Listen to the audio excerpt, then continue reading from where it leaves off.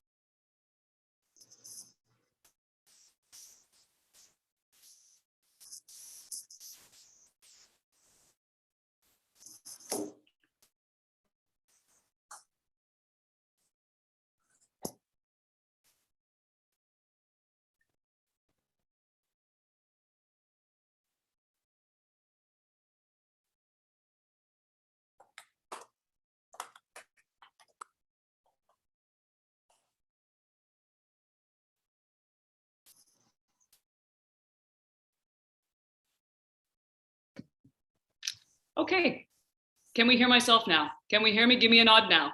We can hear. That's great. Oh, good start, team. Good start.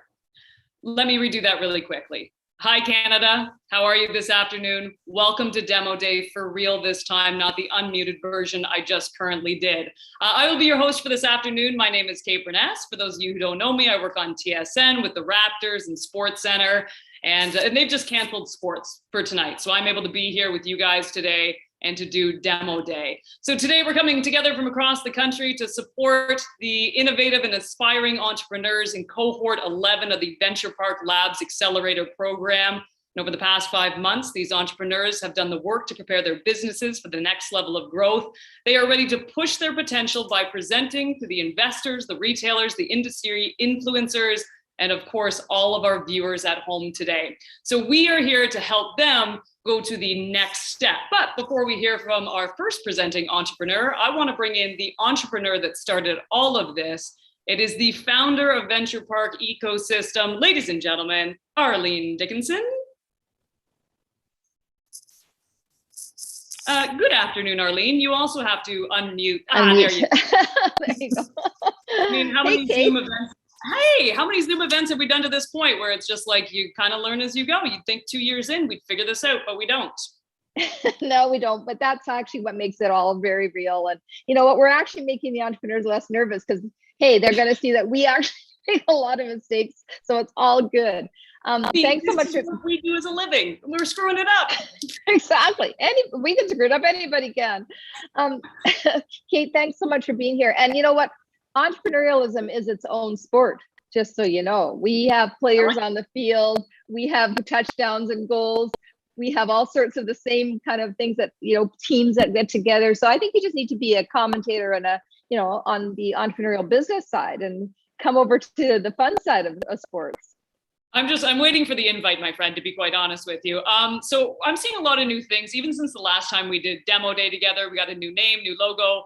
Clearly there have been some changes. Can you tell us about those?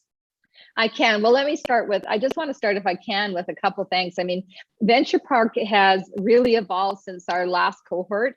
So we're at cohort 11. We've put through 90 companies through the accelerator system.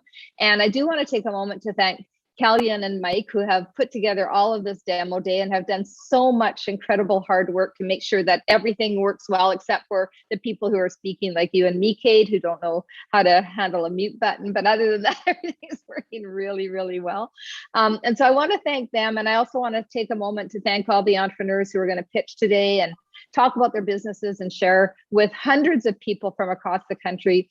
I think we're 400 or 500 people that are on this call, and we are really appreciative of all of the support that we get from across the country, of people who come and listen and support these entrepreneurs and help them push their potential.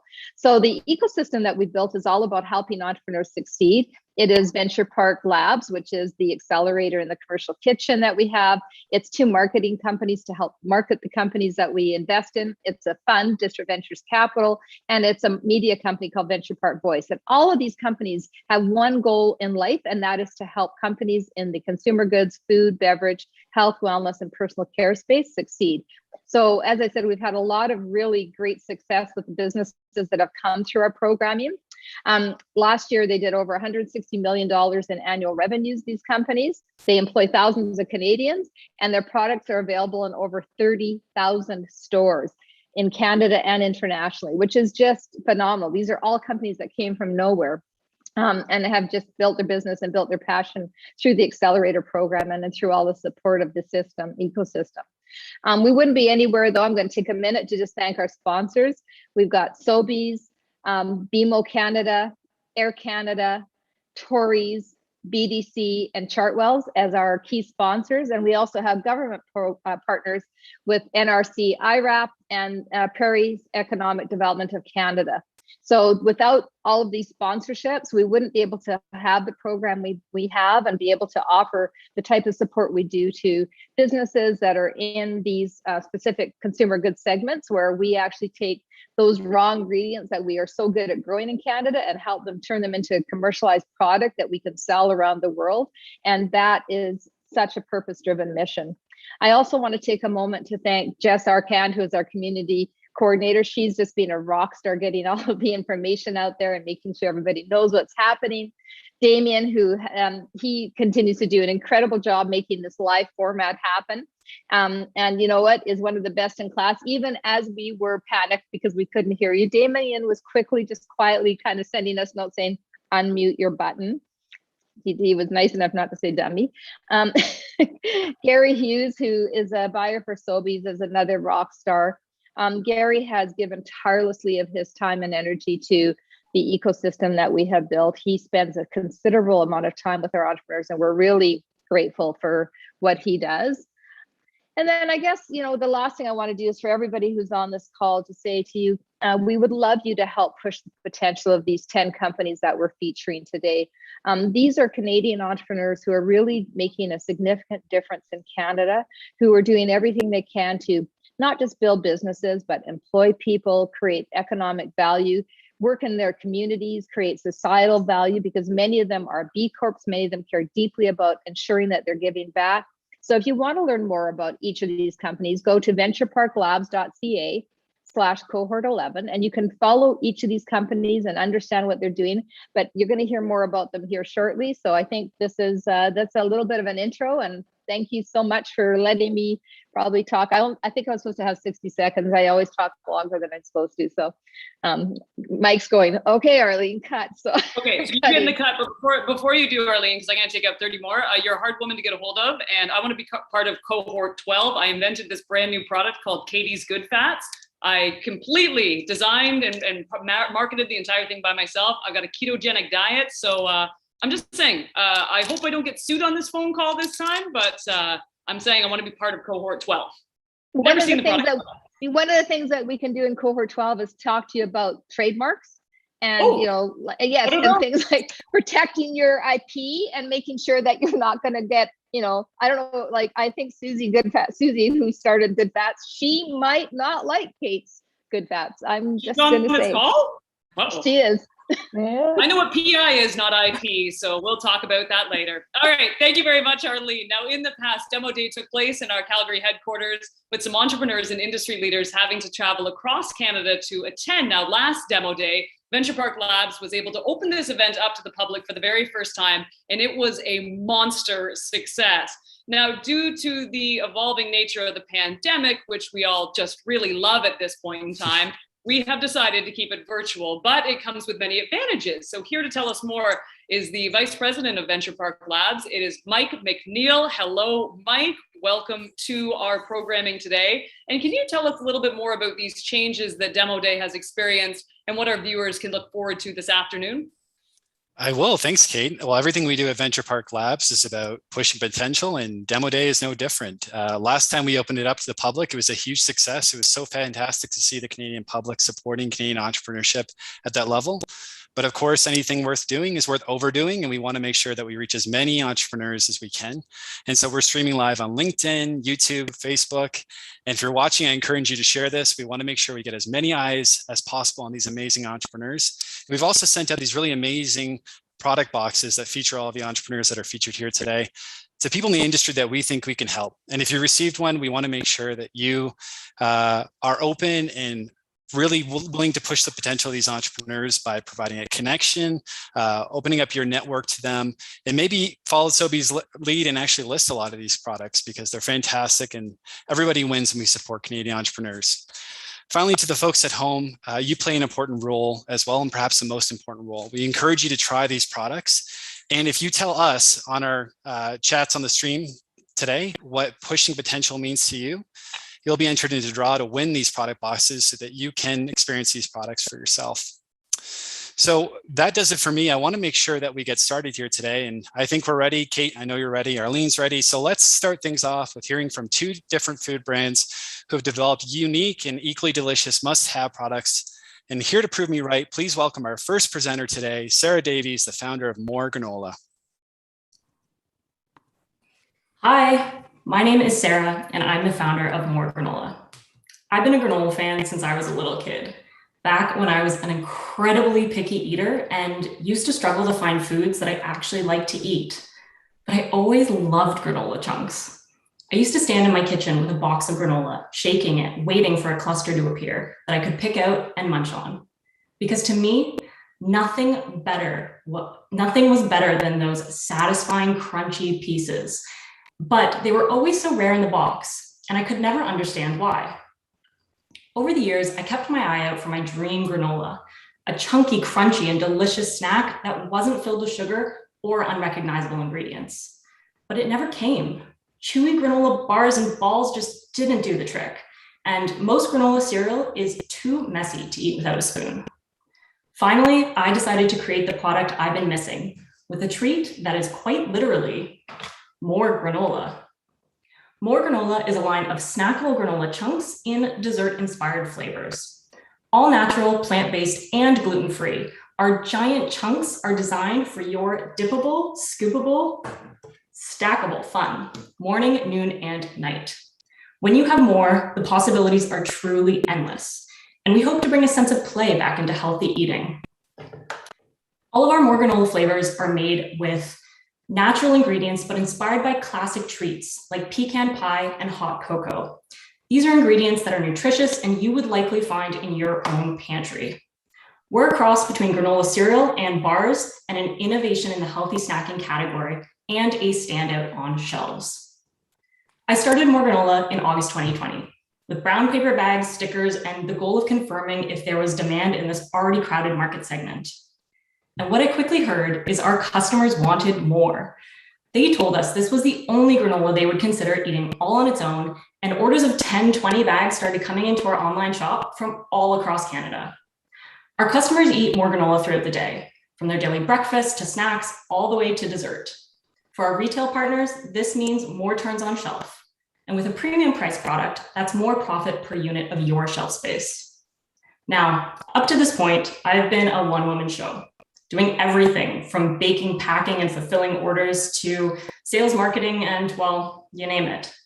I've been working on this business full-time since the beginning of this year, and I'm proud to say that we're now in over 40 retail locations across Southern Ontario. But More Granola has reached its turning point. I have just scheduled our first production run with our new co-packer and have signed on with 2 new distributors in Ontario and BC. With the right partnerships, now is when this business will scale. We've got so many exciting things planned for the next 2 years as we work to become a national brand, including new flavor launches, a TikTok marketing campaign, and branded sample packs to drive trials. We're launching in the Sobeys local program later this month, and I couldn't be more excited. Together with our community of distributors and retail partners, we're going to continue to bring more granola to more of Canada. If you'd like to join me on this journey, I would love to connect with you and hope to see you all back for more soon.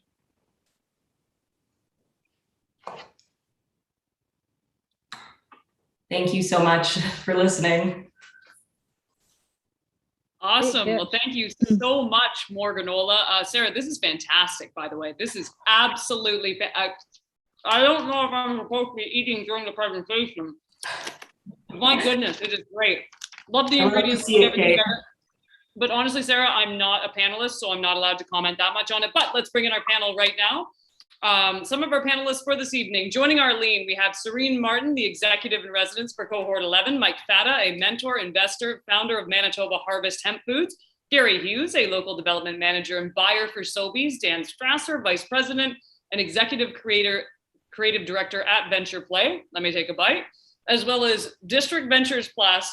So basically, the creative genius at Venturepark. I don't know who wrote that in the script, but they're going to pay me later. And Serene, thank you so much for all the work you do with Canadian entrepreneurs, and thank you for joining us. And what do you personally like about More Granola?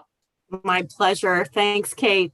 Sarah has basically reinvented a classic, but without all the yucky ingredients. And I'll tell you something, my family sees a lot of products, and this one was finished within minutes of it entering the door. So 6 grams of sugar per serving is phenomenal. So just love it. Arlene? You're on mute. Yeah, there you go. Yeah, I just didn't get to the button fast enough. So yeah, listen, I just think that, Sarah, first of all, that was a great pitch. Well done. You covered all of the aspects of where your distribution is, what's your point of difference, why we should want to try it. And I have tried it, and it's a phenomenal product. A question for you: when you think about how you're going to differentiate, just based on the size of the clusters, is it your flavor profile that's unique, or is it the clusters that's making it unique? Thank you so much, Arlene. The main differentiator is the size of the clusters. The main point that I'm trying to achieve with the flavors, all being inspired by classic treats, is to inspire that feeling of indulgence in consumers. Even though, as Serene mentioned, it's a low sugar product, which is great, and it's made with all healthy, natural ingredients, I really want people to savor it when they're eating it and to kind of change the relationship with healthy food by doing that. So have people savor natural flavors the same way they would their favorite dessert. Well, there's no one better to talk about healthy than Mike Fata, right? There you go. Mike? Yeah, congrats, Sarah, on where you've got to so far as a one-woman show. I think it's impressive. I really like the product. I like that it's a lower glycemic sweetener. I like the low sugar. It tastes great. I just a couple maybe points of feedback, and around, I think the front of the package, you got to say how delicious it is. This product is really, really tasty compared to the other mainstream grocery granolas that are out there, and I think you need to scream that out. And the comment around more and the trademark protection around your brand, I think, is another area that you want to focus on. And I would say, I like the extra chunky, and just be cautious that that's a quality point that you're really going to have to button up on, especially as you're going to a co-packer, because if not, and it gets down to a smaller size, it's going to be a normal granola. And I think that's a nice benefit to have when it's just a great tasting product, low glycemic sweetener, clean ingredient deck, and you should be really proud of that point of it. So congrats. Thank you so much, Mike. I hear you on all those points and really appreciate the feedback. Gary? Hey, Gary. Hello, great job, Sarah, presenting. You have a fantastic product. I agree with the points that have been made already. I've been lucky enough to try 2 flavors and finished 2 bags. So well done, very tasty. You did mention seasonal flavors or different flavors. Like, are you looking at doing seasonal options, or what's the status there? Yeah, thanks so much, Gary. I did hint at some new flavor launches, which I'm really excited about, that are coming up. We've done some seasonal flavors in the past, and people who were a fan of some of our seasonal flavors might see some of those pop back up, which is very exciting. I'm hoping to do seasonal flavors moving forward with limited drops of different flavors, and maybe do those in partnerships with some causes and charities. So have a limited edition flavor that might be in support of a specific charity, and really spread the support. Do I hear pumpkin spice lattes? Like, there's pumpkin spice coming in, there's pumpkin spice everything else. Why not granola, right? Maybe one day. Yeah. Dan? Hey there. First off, thanks everyone for having me. And yeah, Sarah, I just want to start off with just saying I love the product. I've eaten a ton of granola in my life. I love it when my kids dig into it. I enjoyed the product experience, kind of going through it, holding the packaging. Like, I'm all about the packaging, so I'm just going to focus on that bit. I liked the way it felt. It speaks to kind of, a premium brand, like that there's some quality cues there. I liked the flavor profile on the label. I think that was intriguing. It wasn't, just your typical one. So that kind of had me wanting to try it out. And generally, I really liked the package design from an overall perspective. I think it's a clean aesthetic. It's not too cluttered. It leaves room for your eyes to go kind of where you want them to go. But I was left asking myself, would I have grabbed this off the shelf when it's in and amongst all the other granolas and a lot of, kind of good for you product packaging? I was like, could there be something that is a little bit louder? And the one thing I kind of, was thinking about was what Arlene touched on. If the chunkiness is a key differentiator, have you thought about making a bigger deal about that? Maybe there's a window into the packaging, or in your presentation, you mentioned, it's part cereal, part bar. And I love the big chunks. When I read about it on your website, I was like, yes, that's exactly what I love about granola, is the bigger chunks. And my family and I do use it as snacks as well, not just cereal. So I'll get back to my question, which I know that's what I'm supposed to get to.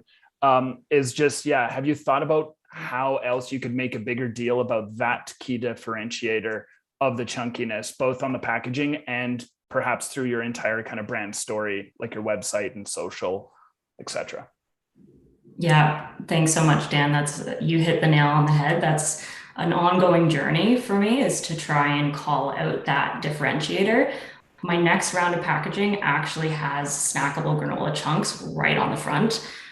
So it's going to call it out quite a bit more. The branding, I think, does help it stand out on shelves, because there really isn't any granola or granola snack product that has this type of branding. So I've got a bunch of photos of shelves with this on it amongst the rest, and it really does pop, which is great. But continuously working to call out that differentiator. One other thing that we're doing on the next round of packaging, I know it's not on the front, but on the back, we're going to have a QR code that says "take a peek inside," and it just takes you through that brand story a little bit, with showing you what's in the bag, the big chunks, and taking you through that story of wanting to snack on granola chunks. Great. Perfect. Back to you, Kate.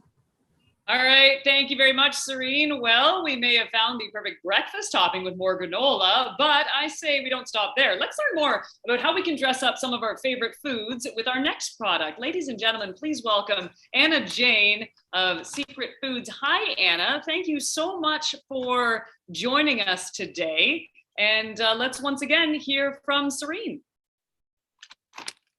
I think we're going to hear from Anna first, right? Let's hear from Anna first and then Serene. Thanks, Kate. Hi, Arlene and Venturepark Universe. My name is Anna, and my company is Secret Foods based in Calgary. At Secret Foods, we want to be more than just a secret. We want to share our premium, pure, and plant-based recipes with you and shake up the sauce category for the better. My story begins with my parents who came to Canada to pursue their own food entrepreneurial passions. Growing up in Canada, I distanced myself from my Lebanese culture, and I never wanted to be involved with my family's food businesses. But just before COVID hit, I was lucky enough to visit my family in Lebanon and Brazil, where I saw some of the country's best ingredients, and I discovered my own obsession for my culture. I had an idea, and I felt a deep sense of passion and purpose to pursue it. I grew up eating this traditional Lebanese tahini sauce. We put it on everything, and I made it all the time. When I came back from my trip, I realized that there wasn't this special sauce on grocery store shelves that was even remotely similar. So I set out to make the best one I could. I created Secret Foods to fill the need in the market. Tahini paste, as we commonly know, is simply ground sesame seeds made into a silky smooth butter. Some would say it's a little tough to consume alone. So I took the traditional Lebanese recipe, which is tahini mixed with water, lemon, salt, and garlic, and I made a sauce, dressing, condiment in 2 unique flavors, a light and fresh lemon herb and a bold and savory smoked paprika. Our goal is to focus on the highest quality, clean label, plant-based, and purposeful ingredients in our tahini sauces, which are very versatile, on trend, and they can be used on any of your favorite foods. Secret Foods is unique because it's creamy, but it's not drenched in heavy oils. There's no eggs, no dairy, no sugar, and it's only 35 calories per serving. It has the consistency of a dip and a dressing, and to dive even deeper into versatility, people have been using my sauces on a variety of foods.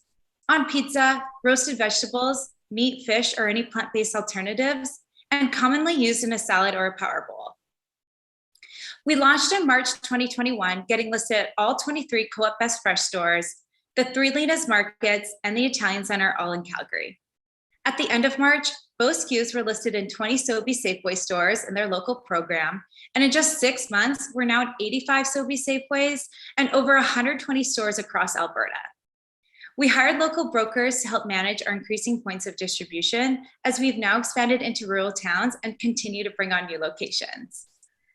Our versatility expands into merchandising as well. You can find Secret Foods in the natural aisle, but it can also be found in the deli section, in the fridge with the salad dressings, and can even be found in the meat or produce department. Over the next few months, our focus will be to continue to grow the Alberta market, expand distribution into BC, and work on an exciting new flavor. Within the next year or 2, we are going to expand distribution across Canada and eventually across all of North America. We just started and we're excited to continue to grow. There's absolutely nothing in the market like this. I look forward to you all trying Secret Foods tahini sauce, and head over to secretfoods.ca to find a store near you. All right, thank you very much, Anna. Fabulous product once again. I'm very jealous of that salad that you were pouring the dressing on, so now I feel like I have some dinner inspiration. Let's now hear more from Serene, and we can tell that Anna has been giving it her all in this accelerator program. What are your thoughts on Secret Foods, Serene? So, little secret, Anna and I have similar cultural backgrounds. And look, with the relevance of the health benefits of the Mediterranean diet, I think it's timely and it's honoring her heritage. So it's a great story and healthful and delicious. I've tried them both. So Arlene, love to hear from you. Oh yeah, listen, Anna, I love your product. When I first tried it, I thought, first of all, I love tahini. It's just such a great flavor profile. And I started thinking I've often made dressing using my own tahini, but it's, it's messy. It's not as easy to do at home. And I love the fact that it's all plant-based. I mean, you're so on trend. So many things, I think your packaging could use a little more work. There's some call outs again that I think are missing a little bit on this, but I do like the fact that you've got something that is very specific, and there's something to be said for that focus. You're not trying to boil the ocean with a whole bunch of SKUs. You're slowly adding SKUs as you get distribution, which I think is really smart. I think the question I have for you is, why the name Secret Foods? Ooh, that's a good question. It's funny because I was originally going to call it Sal's Food after my dad's name. And last year when I was building kind of the brand and or developing the products, I just couldn't visualize what the brand would look like with Sal's Food. And Secret Foods to me is an homage to my heritage and both my parents, and it's a reflection of me. And with that, also the secret behind the recipe is the tahini and the sesame seeds and where they come from, how versatile they are. And I think a big part about why I love tahini and sesame seeds too, it comes from this beautiful flowering plant. And not a lot of people know that. So I kind of put that on the front page where the flowers are to show what tahini is and the secret of the beautiful plant-based ingredient that we use. That's a great brand story. I think you just need to make sure that gets told so people start to understand the name as it relates to the product itself. But I love that notion of, hey, did you even know these things? Did you understand what it is you're consuming? So that it's great. I think well done. A great pitch, by the way, really great pitch. So thank you. Thanks, Arlene. Mike? Yeah, well done, Anna. I like it, and I like that you're profiling as a finishing sauce with the drizzle, dip, and dress. I think it's. I've tried it on veggies, but I also tried it on some quinoa, and I think it goes well. And I think the category is growing. I like one of my questions, but you answered it. I like to hear that you're also trying to merchandise in the fridge, even though it doesn't need to be refrigerated, because I think more of the shoppers are going there for their fresh dressings and sauces. And I would have similar comment maybe on the branding. I like the story about Secret Foods. I think it just needs to maybe a little bit better logo representation on the product, and then a way to share that part of the story. I did try to go to your website and your Instagram. I don't know if it was connected right, but I think that would be obviously a place where you can get a little deeper if it's not on package. But yeah, I'll go out to try to hunt for the other flavor, because I did like the smoked paprika. So congrats. Awesome. Thank you so much, Mike. Gary? Fantastic job, Anna. Great pitch. I've heard it from you a couple of times as you pitched to me a few months back as we brought it into our Alberta stores, and congratulations on the growth you've seen in a very short time. And a tough time to grow during the pandemic when you can't be out in stores sampling and educating customers like we would really like you to be able to do. How do you plan to educate customers and get them to try something like this product that doesn't really exist or have maybe a direct competition on the shelf? And where do you see it best sold in the store? You mentioned multiple places, but where do you see it best? Yeah, great question. So right now, in terms of educating, I've just been focusing on social media, showing a variety of recipes, the benefits behind it. And we've also been working with some local influencers who have made some of their own recipes and shared it with us. That's been really great.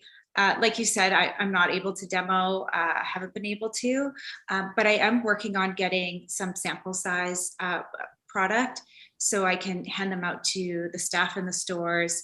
Our brokers have been doing a great job at showing the staff how we can use the product, and that's helped merchandise it within the stores in different areas.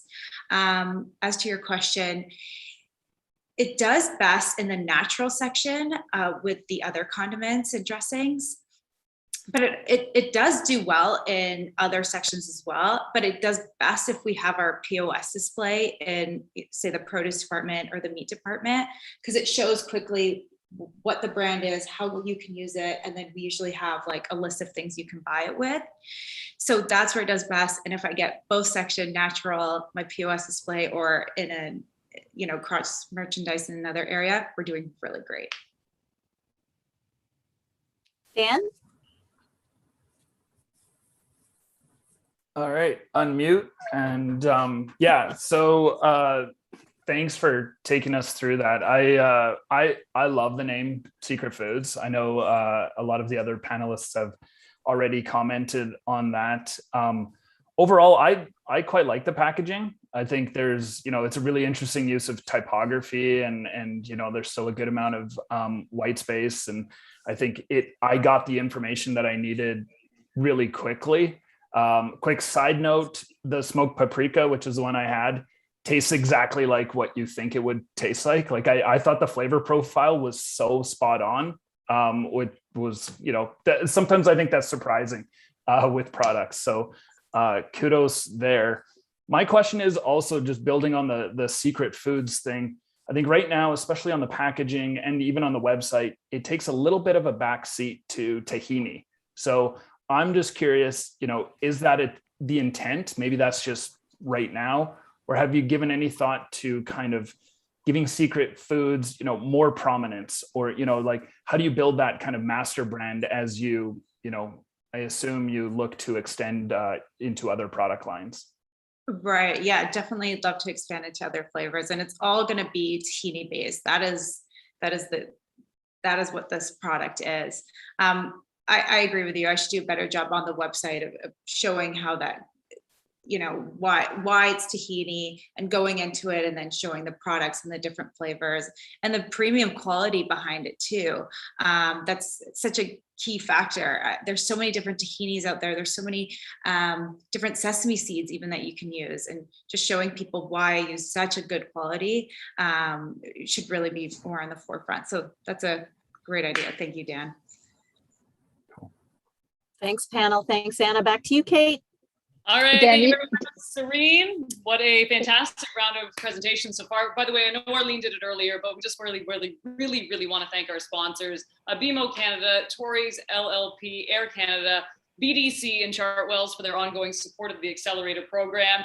And an extra special thanks to our title sponsor for this afternoon, that being Sobeys. With their support, they have created countless opportunities for beneficial that has not been for only the entrepreneurs, but also for the local communities.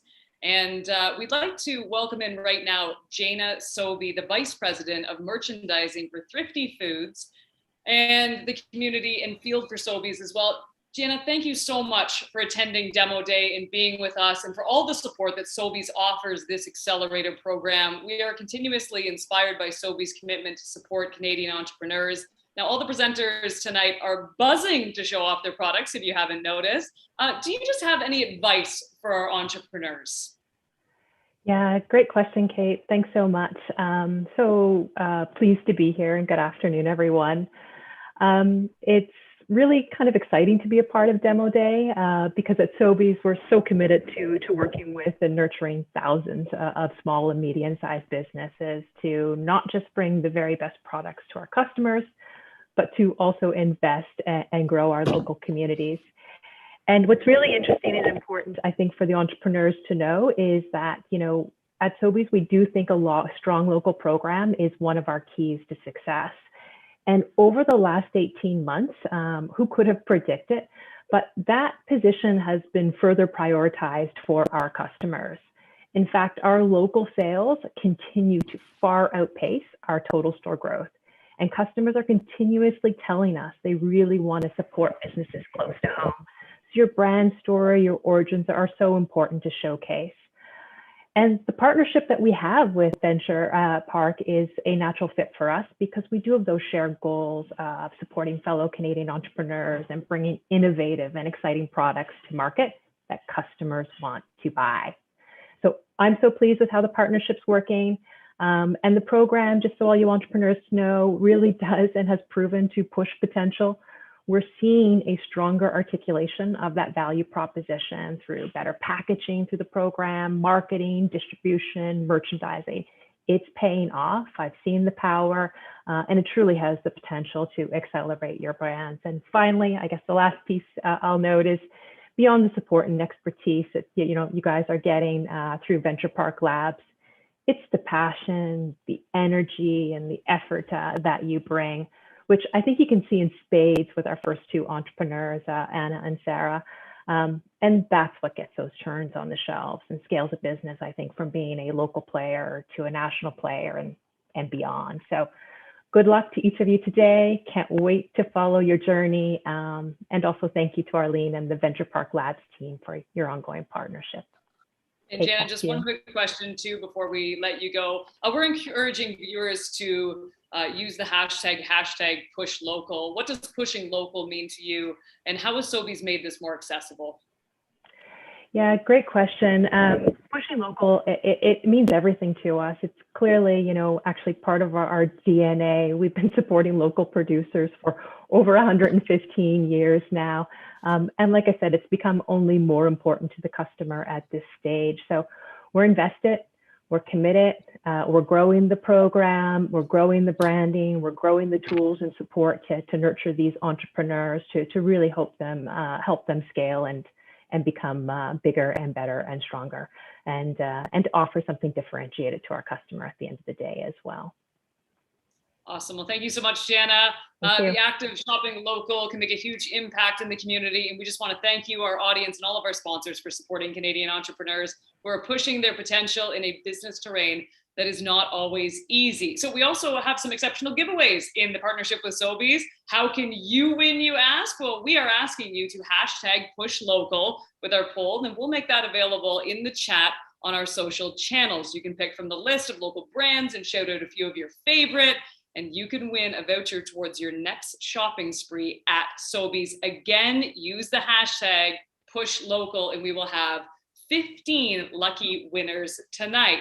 Now, in the meantime, while you're competing for this, let's hear from the public on what pushing local means to them.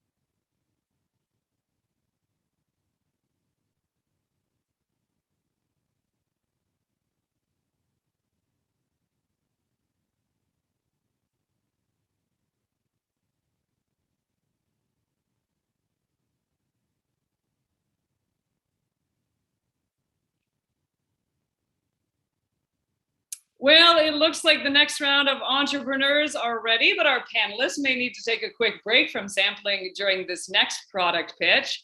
And instead, look at the expertise of their furry friends. I did have a dog in here earlier to try this, but I made her leave for the presentation. Ladies and gentlemen, please welcome the founder of Barnyard Biscuit, Audrey Gilson. Hello, Audrey. Please tell us a little bit more about your company.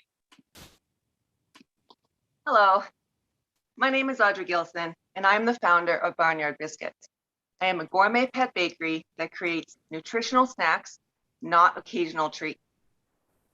All of my pet snacks contain only high quality and human-grade ingredients. My pet biscuits smell fresh and home-baked from the moment you open the package to the very last biscuit in the bag. I created my line of products back in 2016 when our police service dog, Valley, was diagnosed with cancer and could no longer enjoy his meals or snacks. Since then, I have made it my mission to provide the pet industry with a line of snacks that are not only just all natural and preservative-free, but a snack that can be enjoyed no matter the occasion, after a hike, a good job at the obedience class, and especially after a horse show. 80% of my revenue comes from my most innovative dog-related product, my hand-rolled and hand-decorated gourmet cookies. The remaining 20% comes from my 4 varieties of unique and wholesome dog snacks and my natural forage type equine snacks. I started with farmers markets in my kitchen. and then was quickly listed with the Bone and Biscuit franchise within 2 years. I grew to 40 independent pet specialty stores. Now in year 5, and with 2 pack members, I currently fulfill and distribute to over 90 pet specialty stores across Canada, which includes the International Pet Supply franchise, Pet Planet, Global Pets, Pet Value, Tailblazers, Green Hawk International, Bark and Fits, and so many more. I also have just recently been given the amazing opportunity to offer my pet snacks to the Safeway and Sobeys grocery locations here in Alberta. To also add to the excitement, my gourmet decorated dog cookies will also be featured in the winter edition of the Alberta box sold in Sobeys, Safeway, and IGA. This new partnership has escalated my brand and sales growth potential to new heights, and I am beyond grateful. My sales growth has doubled every year since 2017. In 2020, my total revenue was $42,000. My revenues to date up until June of this year is $45,000. With this steady and increasing growth, I forecast my revenue to be over $100,000 by the end of the year. I attribute this growth and proven velocity to the increased brand awareness and demand that I've seen with increased points of distribution, new partnerships gained this year, and many, many happy and healthy pets. The demand for my product is growing fast, and I am currently at capacity. My immediate short-term goal is to find the right strategic partner that can help my company meet and exceed my current and future production demand. My long-term plans include outsourcing fulfillment and looking to partner with a distributor to support sustainable growth at a sustainable pace. I hope to achieve this goal within the next 8 to 12 months. I want to thank you, Arlene Dickinson, and the entire Venturepark ecosystem for the opportunity to speak here today, and a very special thank you to Gary Hughes of Sobeys, Alberta, for your time and support, and for helping Barnyard Biscuits create joy in every snack. All right, thank you very much, Audrey. And your Barnyard Biscuits, I'd say they're delicious, but I'm not gonna lie, I haven't tried them, but as you can see, they are legit open. The dog tried them and the dog absolutely loved them. Alongside Arlene, Serene, Mike, and Gary, I'd now like to introduce to you another panelist that we have for you this afternoon. Please welcome to the group, Carly George, Vice President of Client Services for Venture Play, the park's full-service marketing firm. And no big deal, Carly was named one of Canada's best executives by the Globe and Mail. Don't mind if I do, so clearly a heavy hitter. Welcome, Carly. Serene, what is your take on Barnyard Biscuits? Thanks, Kate. So true story, gave these cookies to a friend of mine, unlabeled, and for his dog, Michael, if you're listening, this is about you. And he comes back to me and he's like, those cookies were really delicious. And I'm like, so I texted Audrey, I'm like, they're human grade, right? And so anyway, they attract the human pet owner and the pet. So there you go. Arlene? Makes me think back to on Dragon's Den, somebody serving us dog food one day, but didn't tell us it was dog food. But you know what? I would have been happy if it was yours, Audrey, because yours is actually the great tip tried and tasted. I think, you know, it's really interesting to me. It always is it's the idea of the joy of, you know, when you buy a decorated cookie for a person, which we do all the time as a gift or as a special treat, even for ourselves on special occasions, you know, that whole joy of buying translates to for your pets as well. And so I really like that you've actually captured a very emotional aspect of why people would want to buy this product to give to their pets. It makes them feel good. It tastes delicious. The pet is happy, and it's nutritious for them. So, you know, the decorated idea is really interesting to me. How are you going to scale it? Right now, currently you're hand decorating these. How do you scale this so that you can actually do, you know, thousands of bags and sell them, you know, all over the country? That's a good question, because the part of the uniqueness about the artisanal aspect of what I do, it is just me. So I've thought about that question a lot. I've tried to headhunt other cookie artists per se and find the talent. The cookie base can easily be fulfilled by a co-packer, but the top actual joy part, what the pet parent would buy, because we're going to buy with our eyes first, right? That would be a little bit more of a challenge, I find. But I think with the right talent, and the talent is out there, I do believe it could easily be replicated with my quality control. Thanks, Audrey. Mike Feta. Thanks, Serene. Good job, Audrey, on where you're at for 5 years in your business. Congrats. I have to say that I'm not a current pet owner, but I have been for over 10 years. I like the brand. I like Barnyard Biscuits as a brand. I probably have a couple of comments and maybe specific to the packaged product. I think Super Stretchers is like a sub brand. But for me, it kind of just took away from Barnyard Biscuits, and you could, I think, just go right to the point of the Ryan Flax horse treats, calling that out. And what I didn't get on the package, which I know you have because you're using flaxseed and flaxseed oil on there, is the omega-3 benefits or the nutritional benefits that people are also getting from the product. And I'd want that screaming out on the package, because I think that'll drive some purchase decision. And then Serene answered my question, because I wasn't sure if they were human grade or not, because I was tempted to try it. But yeah, I'll leave my comments at that. Congrats again. Thank you. Thanks, Mike. Gary. Very well done, Audrey. Definitely looking forward to this product hitting the shelves in my stores in Alberta. One thing that I do see as a bit of a challenge is how are you going to get the message across to the customers? You definitely have an all natural, like Serene has discovered, definitely a human grade product. That definitely doesn't really fit, I guess, maybe with more mainstream dog treats out there. I don't think we're going to pass those out at a dinner party by any means. How do you get that education across to the consumers from a price point standpoint in a store on the shelf? So I do a lot of education through sampling events. I know it has been difficult with COVID, but for me, I have the advantage of most pets are outside. So I have continued to sample in dog parks and outside of my stores, setting up booths and just talking to the consumer. Most pet parents are picky because they think their dog is picky and they don't understand what their dog really needs. So my whole aspect is just give them the treat to try, let them know that this is not a milk bone.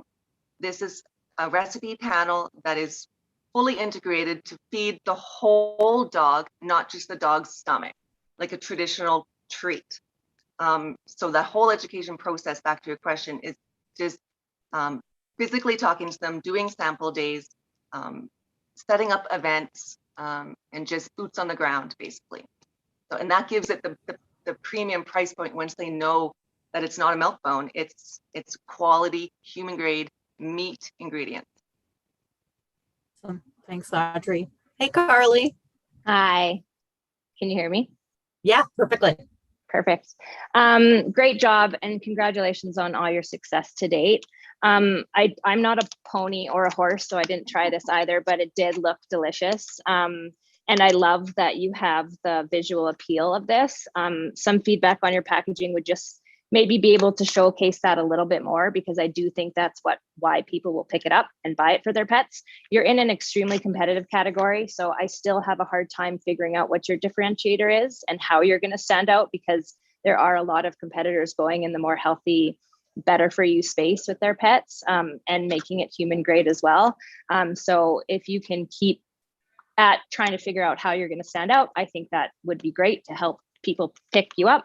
But I think you can showcase these a little bit more, because I think that these are going to help consumers buy because they look really great.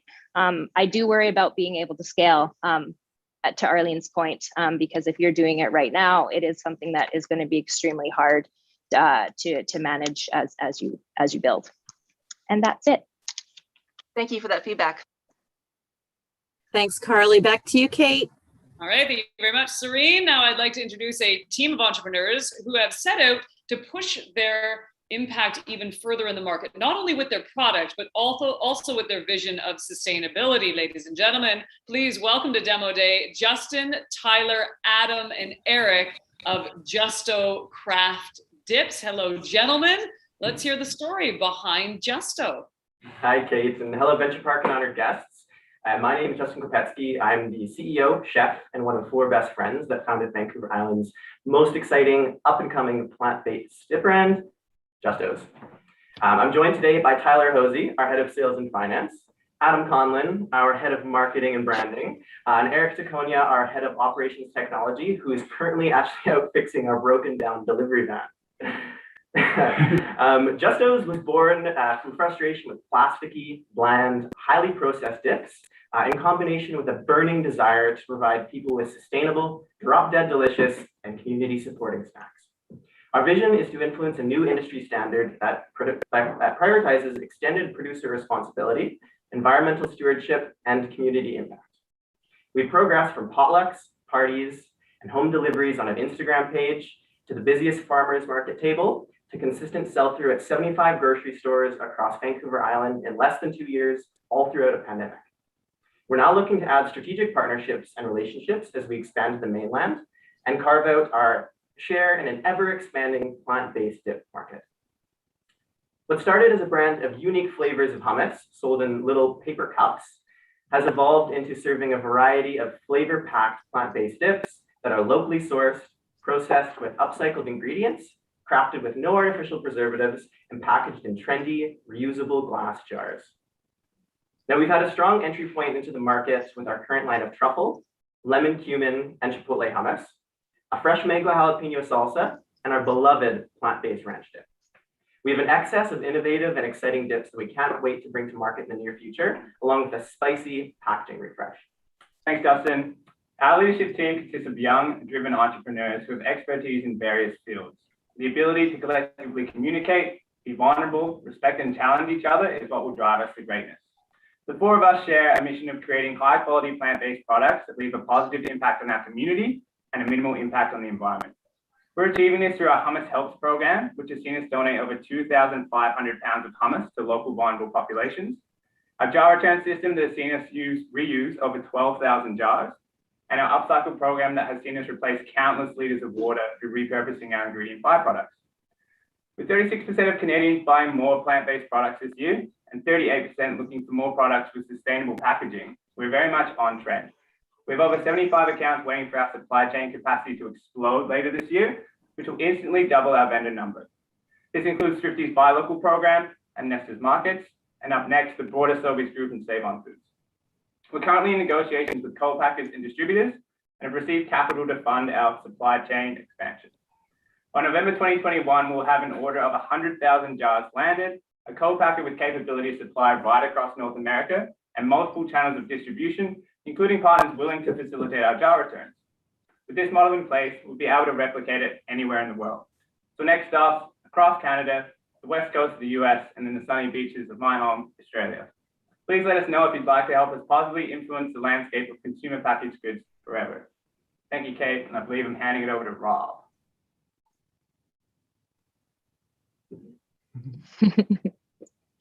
You know what? I'll take it instead, but that's okay. I think it's Kate. Guys, I'll tell you, I'm the woman who was on mute to start this whole thing, so we're all good with technical stuff at this point. Thank you, gentlemen. Awesome presentation. I love the popping in and popping out as a television person.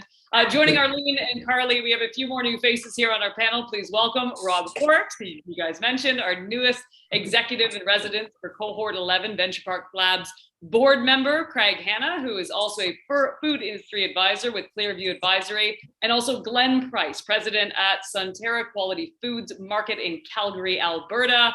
Rob, it has been great having you at Venturepark. As someone who has worked closely with Justo, what do you think about their potential? Well, I think it's intense, actually, because they've grown out of the farmers market driven by consumer demand. And now they're making this next step, meanwhile, all doing it as a triple bottom line business with people, planet, and profit all in consideration. So really exciting times. Let's ask Arlene what she thinks. Well, you guys know that I just have, I love your passion. I mean, Jana from Sobeys, she was saying this earlier about how, you know, the enthusiasm shows. And when you love your product, it just shows. You're so passionate about it. So never lose sight of that and the importance of that, because as you look for investment, as you look for, you know, retailers to carry you, that enthusiasm is going to go a long way in terms of people believing and trusting in you. I think that you know, the question I have is, first of all, every aspect, you know, from the upcycling to the recycling to the, you know, the thoughtfulness that you put into the social contribution back to your community. I mean, those are all big checks in today's world as it relates to consumer goods. The question I have for you though is you know, the washing and the recycling of the bottles and the jars does feel like hard. It feels hard in terms of picking them up, in terms of getting them washed, in terms of getting them back, you know, into the supply chain for you. Do you think it's scalable, and are you able to manage that? Have you found a way to manage that effectively? Yeah, absolutely. I'll take that one. It's definitely a challenge. It's been a challenge ever since we started, especially during the beginning of COVID when no one wanted to do our jar returns, but we were still adamant on trying to get the grocery stores to take them. We do believe it is scalable, at least within the mainland of BC here. That's going to be a bit of our pilot run and test run to see how it goes at a larger scale. We have been in contact with distributors that are able to facilitate it, and we have a third-party washing facility through a Project Zero incubator program that we're also in touch with, so shout out to Cody. And we're able to do it at a standpoint that actually costs less than purchasing a new jar, in combination with our donations of the additional donation that we do when people return their jars. So at the scale we're currently at, we believe it is scalable, but to be honest, when it goes further than Vancouver and the mainland, it's still to be seen, but we're excited to at least try and see how it goes. Well, yeah, and you can always evolve that, you know, that entire thesis can be evolved as you learn and understand what is scalable and what isn't. I didn't get a chance to trial your product, I'm sorry, but you know, I've heard so many good things about it. So I think you did a great job of the pitch. I especially love that you had it coming in like Kate. I was looking for the, you know, the drama. So you didn't get to talk, but hey, you're a great hand model. So over to you, Craig. Thanks, Arlene, and thanks everyone for the chance to be here. Guys, I was fortunate enough to try the product. It made it to me, still chilled, so thanks for getting it shipped out. It tasted great. Really love the kick with the hummus. That's a perfect Chipotle taste and flavor. I can see why there's a good pull for it. I guess first off, just kudos. It seems like you're having a lot of fun. Like, and it's been a tough year, and like a really tough year to be starting and building and to still be, you know, smiling. Like that energy is what will attract people to your business, whether that's capital providers, you know, supply chain partners or customers. So like keep that up and share that journey with people. I think people will find it really engaging. What I was curious about is from your manufacturing to the store and then where it's being merchandised as at least I received the product chilled. Is it a fresh product? What's the shelf life like? How are you managing that part of the business today, and how does that scale? Yeah, I'll take this one.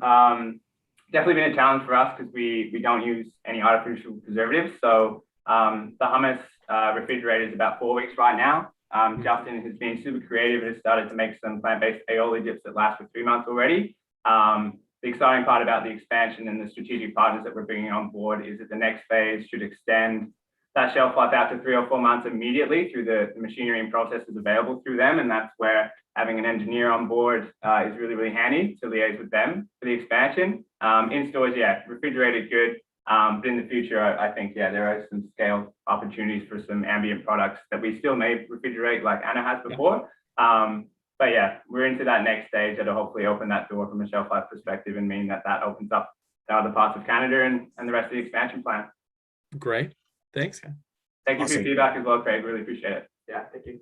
Yeah, great questions. And Glenn, your thoughts? Yeah, so great. I had the chance to taste the product as well, and I thought it was excellent. I appreciate your enthusiasm and yeah, I like the packaging. I would have one suggestion. It was actually unclear to me what the actual brand name was. I think I know the intent of the script or the font is probably to create that craft message, but I would probably argue that if you want good followers, it might be a little bit better to make that a bit more clear.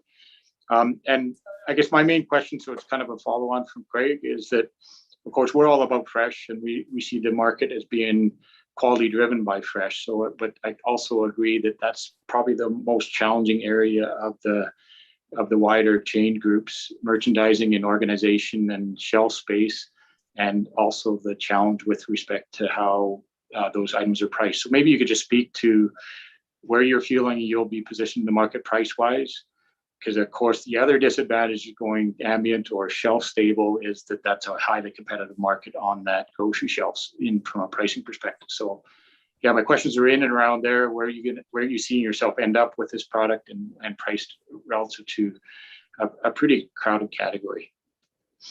Yeah, in terms of pricing, lucky enough, and actually I'll just shout out this now before I move on, like the team that Arlene's put together in this program are phenomenal, and Rob, Kelly, and Mike, and Serene, which I'm going to shout out now, working with her closely about what that is going to look like for us at that stage. Right now it's a little bit unknown, but I think we do want to hold on to as much of that fresh and no artificial preservative space as much as possible. I think we're probably not going to pivot from some of those value positions.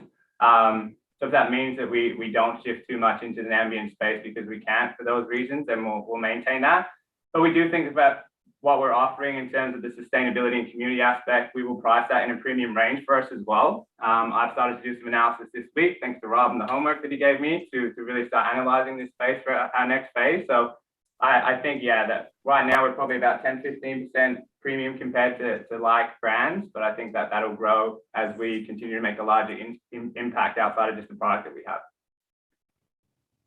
Yep, great answer, great openness to change by you guys, and willingness to learn and develop. I think it's amazing. And thanks, Glenn, for your questions. Carly, any thoughts? Yeah, I, again, only have feedback because these three geniuses ahead of me took all the questions that I had. I think you guys are a great embodiment of your brand. You can see the passion, you can feel it. I had a chance to try it. I think the taste profile is amazing. It's some of the best hummus that I've had. I love that you're updating your packaging because I do find it a little bit cluttered and a little bit confusing, and it was hard to see your actual brand name. So just some feedbacks for when you go do the iteration to just make that a little bit more prominent, maybe clean it up a little bit so it's a little bit more legible, and then really showcase the texture of your product, which you kind of do, but you have some of that, the visual representation of like the whales and the otters and all that stuff on there now. But really your product and how it looks is the star. So keep that in your back pocket as you're doing the change. And I wish you guys the best. Like I love, I think you guys are amazing. So good luck. Wow, thank you. Awesome. Thank you, Carly. Thank you, Carly. Thank you, everyone. Yeah. And I have a burning question. Is the van running again? Can you get your next delivery out? Oh my God. What's going on? I've been running around town all day talking to mechanics. It's gonna work for now, but we're gonna have to order some crazy parts and do a core something or other. I don't know. It's gonna get figured out. It's gonna be good. That's the life of an entrepreneur, though. You know, just when you're going to do your demo day pitch and everything's going well, your van breaks down and you've got to figure it out. Yeah. And it speaks to kind of who you are, that you showed up and you kept going and you just made it all work. So good for you guys, because it's not easy. Thank you, Arlene. Yeah, great job, everybody. And back to you, Kate. Great stuff. Thanks, Rob. That was my favorite part so far. I was like, I think I introduced three guys, but all of a sudden one guy flies in with a yellow hat. I love the adaptability of that gentleman.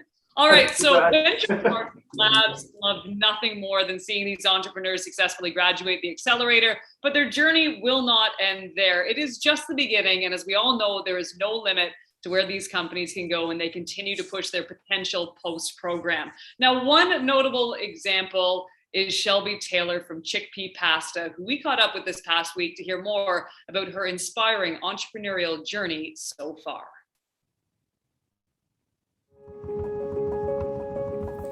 Hi everyone, I'm Shelby Taylor, founder and CEO at Chickpea, and also a graduate of one of the very early cohorts of District Ventures Accelerator.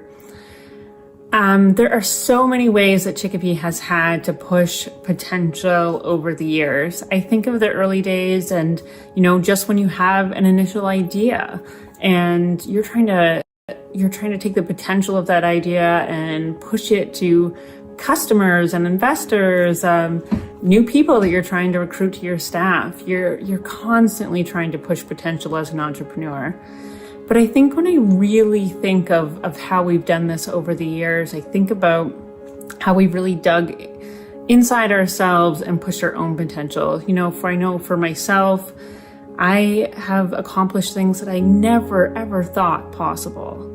And I know that my staff has too. They've really pushed their potential through all of our challenges, our ups and downs, and they're incredible.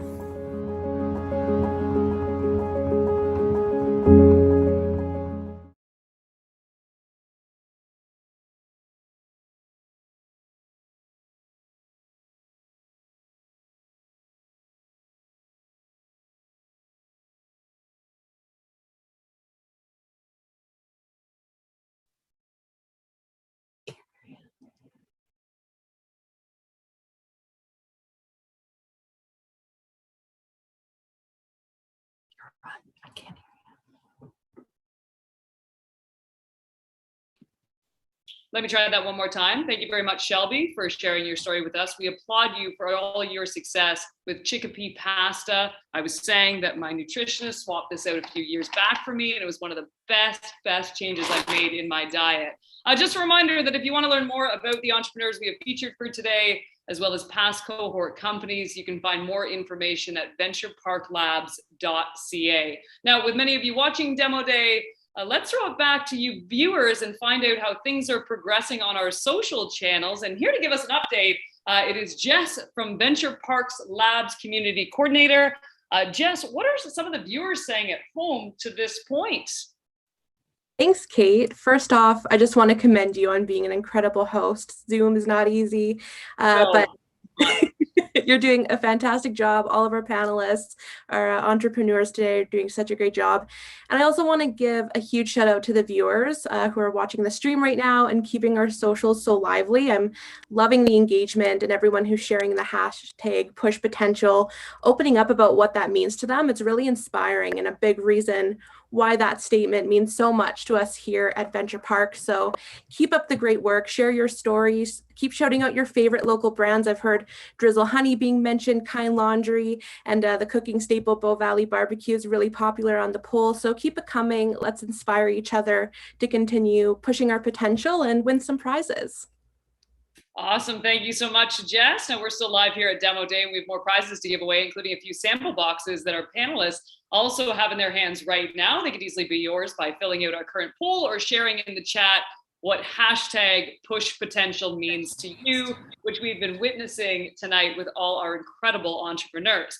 Now that brings us to our next round of companies who have been waiting in anticipation to show off all their products that are bound to be the next big thing in the market. To kick things off, let's learn more about how we can spice things up in the kitchen with this next product. Please welcome Sachi Couture of Sichili. So thank you so much for joining us.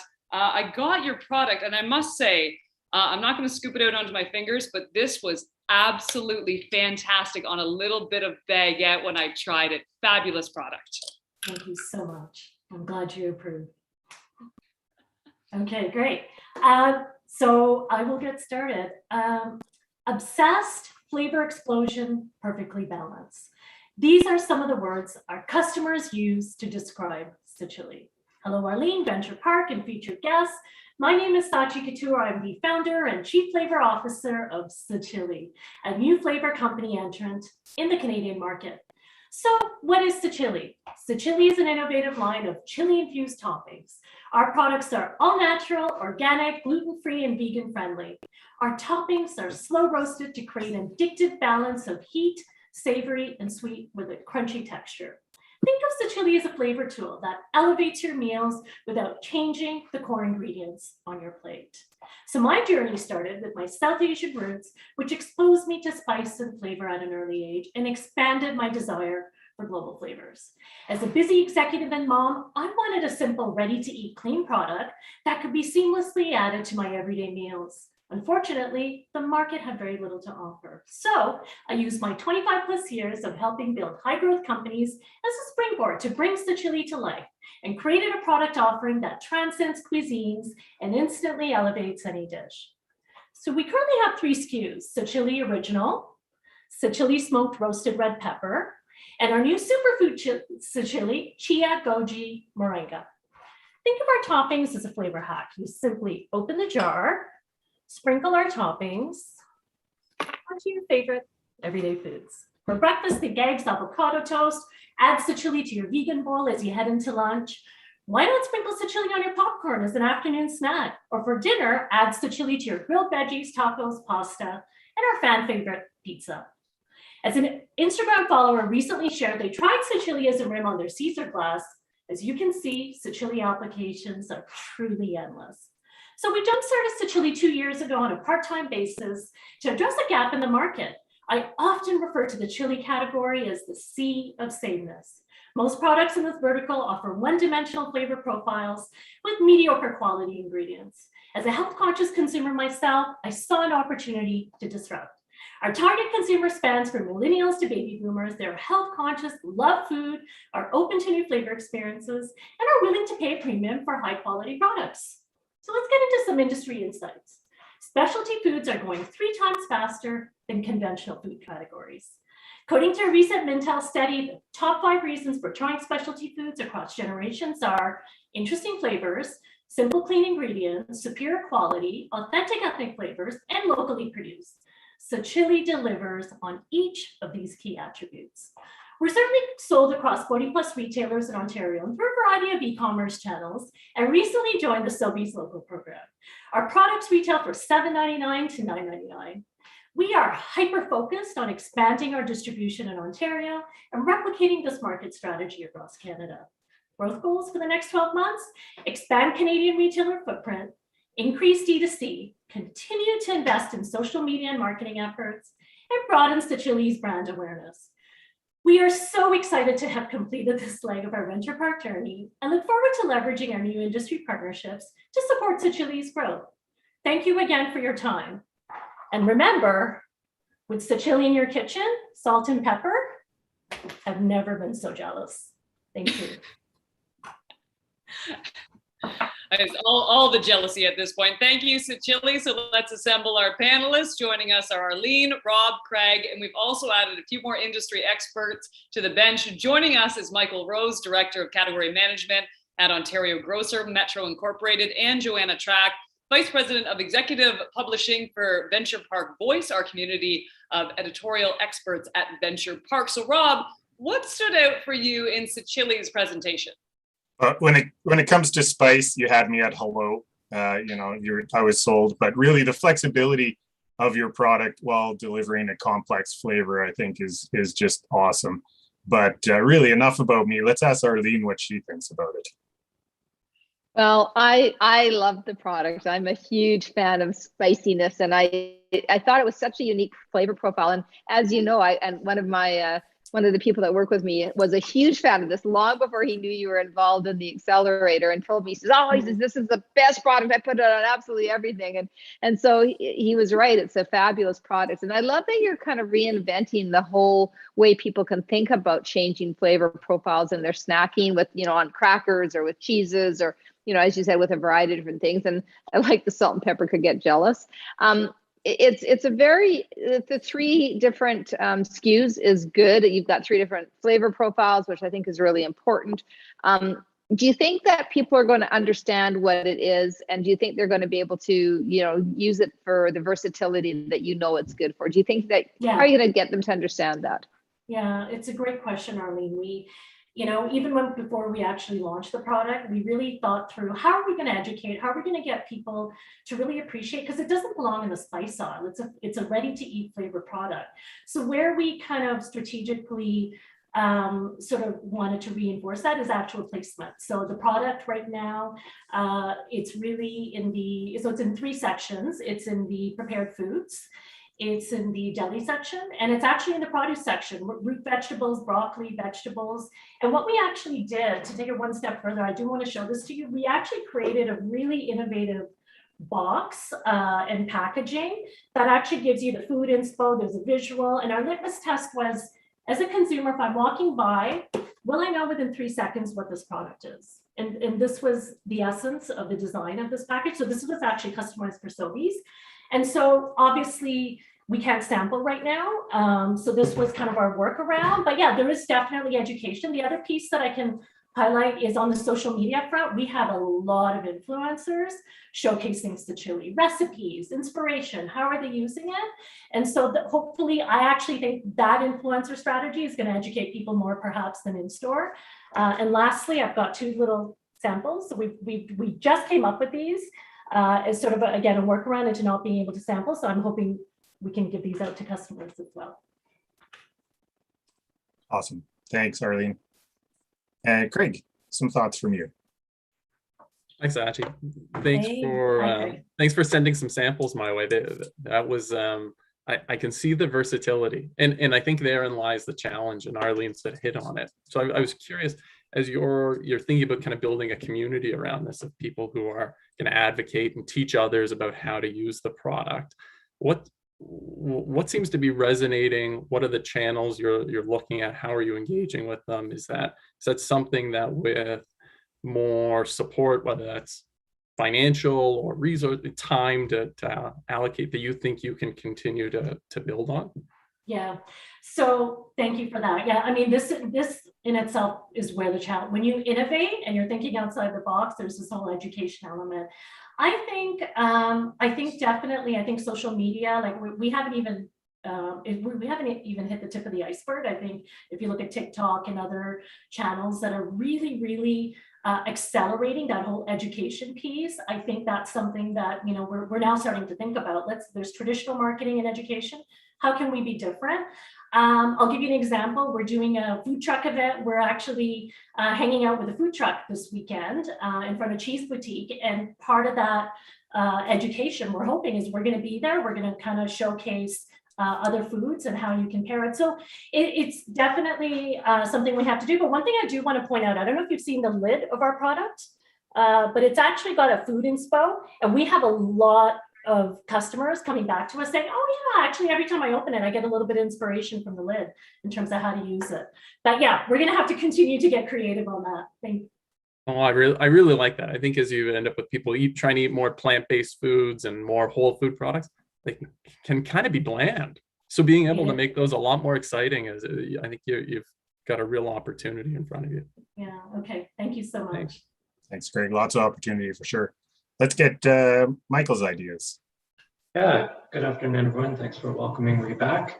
Sachi had a great product. When I visited the website, I really liked the fact that you were calling out many of the day parts, really those recipes that tie back to the breakfast with the avocado toast, whether it be the eggs, the potatoes, the nachos, and tying into snacking and dinner. One of your posts mentioned that James calls it as a versatile addition to a spice cabinet. I thought that was a great little call out. I see the value in it being gourmet specialty, the idea of global flavor as you called it out. I really like the 2 call outs on the website, calling it out the vegan, 100% vegan, and 100% Canadian. I think, those are 2 great attributes that are very consumer engaging at the moment. I'm going to ask a question about price and trial. As a retailer, you actually answered, part of my question in where you're going to merchandise this in a grocery store. That being said, my first mindset was spice, coming from the grocery world, the dry goods side of the business, and you're up against, the big spice companies, and price and trial are key. So for me, one of the things I was wondering was, why did you pick the jar as your packaging vehicle? I'm thinking of it from a cost control perspective. Can you bring your cost down if you chose a different packaging? Environmental impact, footprint on the shelf, marketing space. How do you use that space in the consumer's 3 seconds of scanning that product to get your message across? And really, it's that flavor addition that you're trying to go after. So I'm just wondering. Yeah. So in terms of the packaging, I think, you know, again, just we need to reinforce this is a specialty premium product, right? And so to me, the traditional plastic jars, the spices that you see, I don't think it denotes the brand that we're trying to put out there. We've got organic ingredients, etc. Notwithstanding that, we actually don't call it a spice. We actually intentionally call ourselves a flavor company because we actually don't want to compete with the spice. Spices, you have to go home, you got to figure out a recipe. What am I adding it to?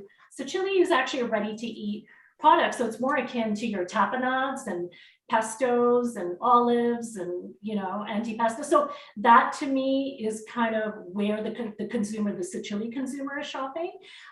So for the glass jar, it was actually intentional that we wanted something premier, we wanted something slick. And, you know, will we consider changing it? Environmental pouches, is a lot of innovation happening. Yeah, absolutely. We'll consider it. But that was, yeah. Okay. Fantastic. Thank you so much. Some great insight there, Michael. Thank you from the retail perspective. Joanna, what are your thoughts? Yeah, I thought that was a fantastic presentation. Thank you. I was really excited because I guess in as many days as I've had the product is how many times plus that I've used it, morning, noon, and night. So already a huge fan. And the question I did have, you've already answered, and I was really happy to hear your answer because I was curious about where you were in the grocery store. And I was really hoping you were going to say not just in the spice aisle. And so I love that angle because I think all the places you mentioned are so relevant. And so I think that's fantastic. And then you also you stole all my commentary, but what I really notice in my world of content and storytelling, like I absolutely love this. I think telling this story right here on the package, I found it inspo for me. I think it's really, you know, in consumers, nobody likes making decisions, especially when it comes to meal times. And I think this is super helpful. And then when you showed your the box that you have in store, I love that storytelling opportunity. So my only feedback that I have is I went through your website, and I know you mentioned that D2C is also important. I would try to bring out that story more of your personality is incredible. It's spice, so it should be spicy. And I feel like of all the places, that is where there's now the most opportunity to grow. I feel like when I went to your website a few days ago, I didn't feel that same excitement and spiciness as I'm feeling right now on your package here. And so I would say, you know, just try to elevate that. And I think you're on a really great track. So congrats. Okay, no, really great feedback. Thank you so much. And thank you so much, panelists. This is really, really great. Thank you, Sachi. Great job. Certainly some heat in that kitchen. If people haven't tried your product, I'm sure they're going to be excited to try it now. So let's pass things back to Kate. All right, Rob, well, I think our panelists are just about ready for another snack. And what better way to fill that need than with our next product? Here to share more is our next entrepreneur. It is Anamika Joya of Sacred Foods. Welcome, Anamika. And we cannot wait to hear more about Sacred Foods. Hi, everyone. My name is Mika, and I am the founder of Sacred Foods. We are a Vancouver-based company that makes snacks out of popped lotus seeds. I first discovered this snack when I was a little girl. I grew up in India, and my mom used to make it for me at home. It was my favorite snack. When I moved to Canada when I was 13, I noticed that I couldn't find it anywhere. Over the years, I struggled to find good snacks that were both healthy and still tasted good. When I did find snacks that checked both boxes, they were usually still highly processed. My quest to find the perfect snack kept bringing me back to the one of my childhood, and I felt compelled to create Sacred Foods. In my culture, the lotus flower is very sacred and represents purity, which is one of the core values on which I've built this brand. The cultivation process does not destroy the ecosystem. It is sustainably grown without the use of chemicals or fertilizers. The seeds are hand-picked, popped to perfection, and roasted with olive oil and simple seasonings. Sacred Foods comes in 4 delicious flavors: Himalayan pink salt, white cheddar, sweet Thai chili, and spicy wasabi. Each of these bags retails for $3.49. And some of the great things about this snack is that it's gluten-free, non-GMO, low in calories, and high in protein. The extra bonus is that it tastes amazing and delivers a satisfying crunch. It's like a happier, healthier version of popcorn. Our most popular flavor is the Himalayan pink salt, and this one is extra special because it contains just 3 ingredients: popped lotus seeds, olive oil, and pink salt. This makes it one of the cleanest packaged snacks in the aisle. It's also vegan, paleo-friendly, and Whole30 compliant. Sacred Foods launched in grocery stores during the pandemic lockdown in May 2020. And since then, we've grown to over 200 locations across Canada. In our first year, we sold over 30,000 units, which equals to more than $100,000 in retail sales. I hope to double these numbers in the next year. And I believe this is achievable as we just got onboarded with one of the top national distributors in Canada. We also plan to increase our brand awareness and sales velocity with in-store sampling programs, influencer marketing, events, and consumer trade shows. The salty snack category in Canada is a fast-growing segment, which is worth over $2 billion in sales at an annual growth rate of 8%. Within this category, a driving trend is the need for healthy options, and this is where Sacred Foods fits right in. Sacred Foods is available at Whole Foods, Well.ca, Spud.ca, and many more local stores across the country.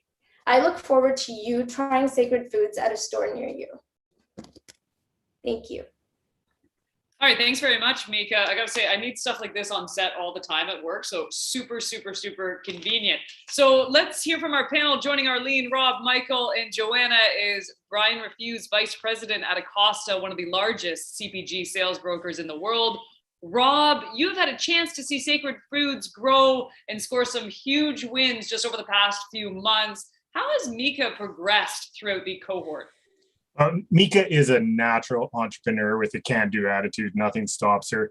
And she's also visionary, bringing something as ancient as lotus seeds into a modern culture. So it's really quite amazing, and she's an amazing young person. But really, let's find out what Arlene has to think about this product. Mika, I love the product. I've tasted it and sampled it, and I think it's great. I think you might have to think about how you can tell the story again on your name. So at some point, just consider how you're going to get the brand story out there. But listen, I think it's very, very good, and I wish you good success. And that was a great pitch. You did a really great job. And you were a little nervous, but you actually came through it all, and you could tell you just picked yourself up. So it was really well done. Awesome. Thank you. Thanks, Arlene. And Brian, your thoughts? Hi, Mika. Great presentation. Wonderful product. I know that one of the challenges that I've had when I shared it, and I didn't want to share it with my family because of the size was, number one, not that large, but a lot of people don't know what a popped lotus seed is. So I know that's probably a challenge with consumers potentially not understanding how great and how tasty it is.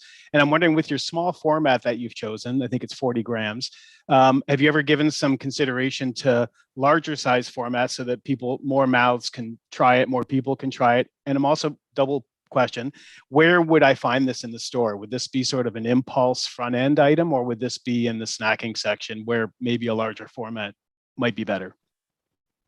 Those are both great questions. So the first one, yes, because it's a new product to market, a lot of people have never heard of it. Of course, it is a bit of a challenge to educate customers, but that's why I kind of have the seeds right in the middle so they don't have to wonder what it looks like. I also have a lot of the unique selling points and, like the calorie count, the high protein, vegan, gluten-free, all in the front. And yes, I do actually have a multi-pack in the works. I've had a lot of my customers ask me about a bigger package just because they want to be able to bring it to parties and share it with their friends, or just snack all night on a movie night because it's a great alternative to popcorn. Yeah. Oh, great. That's a great product. All right, what was the second part of your question? No, I think you got it. I was just talking about the on shelf. Where would we find it in store? And I was just more of a comment. The larger format might help you to sort of stand out more on shelf. Yeah, in terms of where it's placed at the grocery store, there's a lot of different options. The natural snack category is a good one. It works really well over there. The other place that people place it in the grocery store is beside the popcorn, because it's a good alternative to popcorn. A lot of people are kind of sensitive to corn and the kernels get stuck in their teeth, and this is a good option instead. Great. Thanks. Thank you, Brian.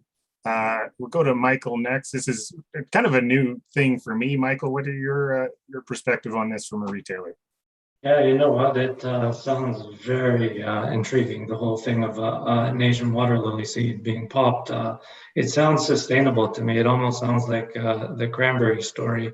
So I feel like there's a big sub-story there that you can tell with that whole mindset. And I really do like the idea of the sacred foods and the idea of 1,000 years of history there. So fantastic job that way. The bigger thing for me is the idea of food as medicine, functional food. We're in a COVID environment, and nothing's more important than our health at this time. So I think you've got a lot of great call outs there with your attributes. And I think, you mentioned the protein, the antioxidants, the minerals. For me, that was the exciting part of this program. The biggest thing is going to be going up against the big CPG snack players. So I think you're going to have to leverage the food as medicine mindset and get trial. And the other thing is with display in a grocery store, nothing's better than having a big bulky display full of display ready cases ready for people to grab at the front of the store. So it looks like you got it. There you go. So for me, it's more commentary than questions. I don't know if you can tell me a bit more about the sustainability mindset. Absolutely, yes. So this plant, it actually grows abundantly and naturally in the north of India in these massive ponds. And then the communities and the farmers that live around there, they harvest them. So they are, like I said, seasonal, naturally occurring, and grow without fertilizers and pesticides.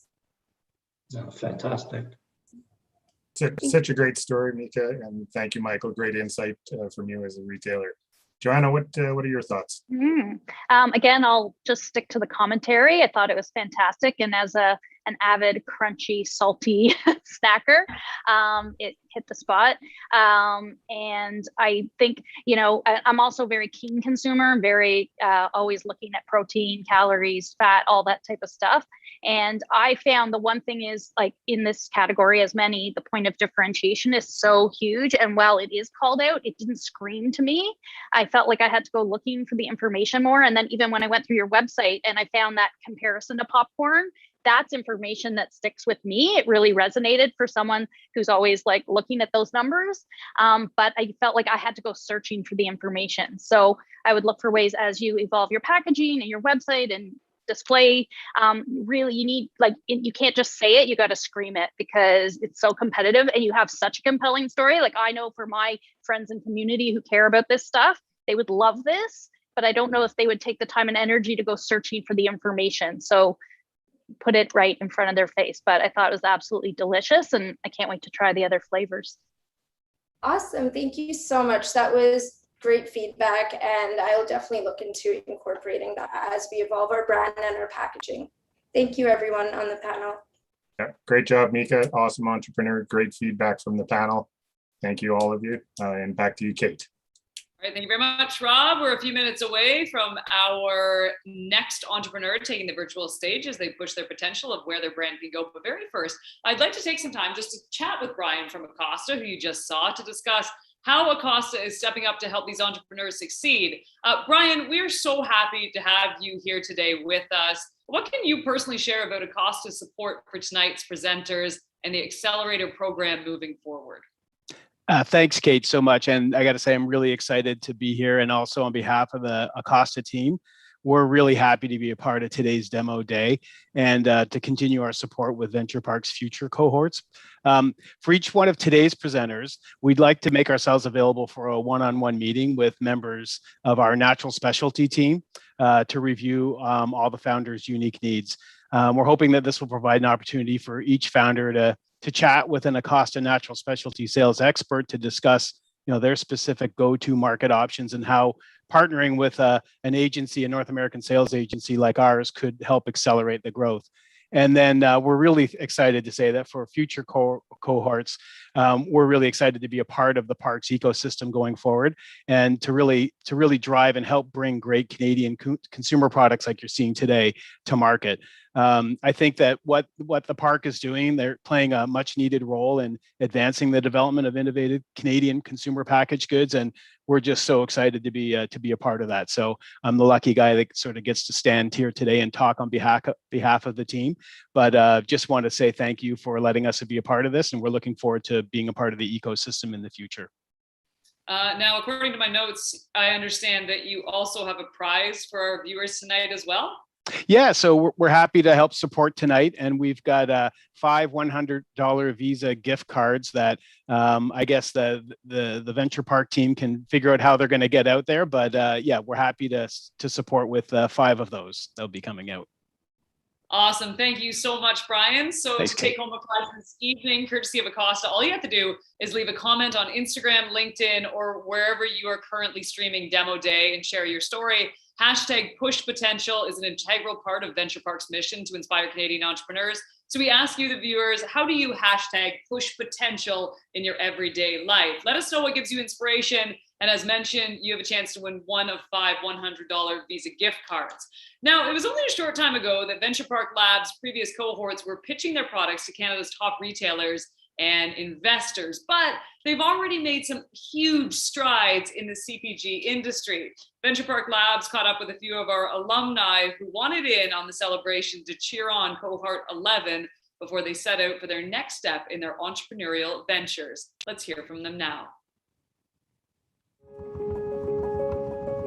Hi everyone, I'm Shifa, founder of a superfood company called Dear Snackers and alumni from Cohort 10.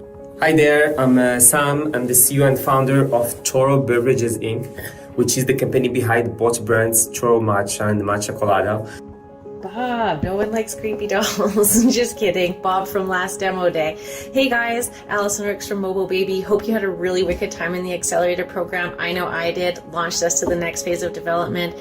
I know it's not an easy program, but it's worth it. I'm very excited to watch all the pitches today. Good luck, participants. Hey, it's Graydon from Graydon Skincare. We've grown so much since Cohort 7, and I'm so excited to see you at Demo Day. Have fun. Keep being awesome.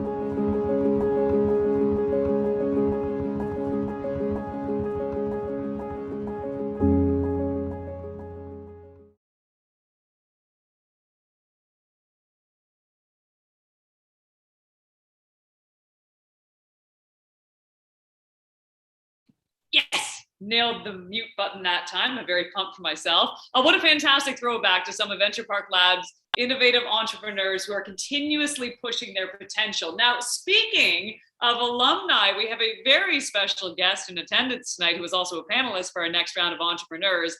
It is my pleasure to introduce to you, and I'm a massive fan of, by the way, Susie York of Love Good Fats and Cohort 4 alumni. Hi, Susie. It is awesome to have you here this afternoon. Thank you so much for joining Demo Day. And I'm really, please don't sue me. I love your product. And the only reason I was able to make fun of it at the beginning is because I literally had it in my fridge and I've loved your product forever. But how does it feel to be back as a panelist this time around? Well, I'm very, very honored. I was very grateful that Arlene accepted me as Cohort 4, and I had 0 sales, 0 revenue when I was part of the cohort and flying back and forth. And now, just near 4 years later, we've sold $110 million of revenue. So I've been certainly very grateful. And every time I can plug Venturepark and District Ventures to fellow founders, it's the first thing that I do.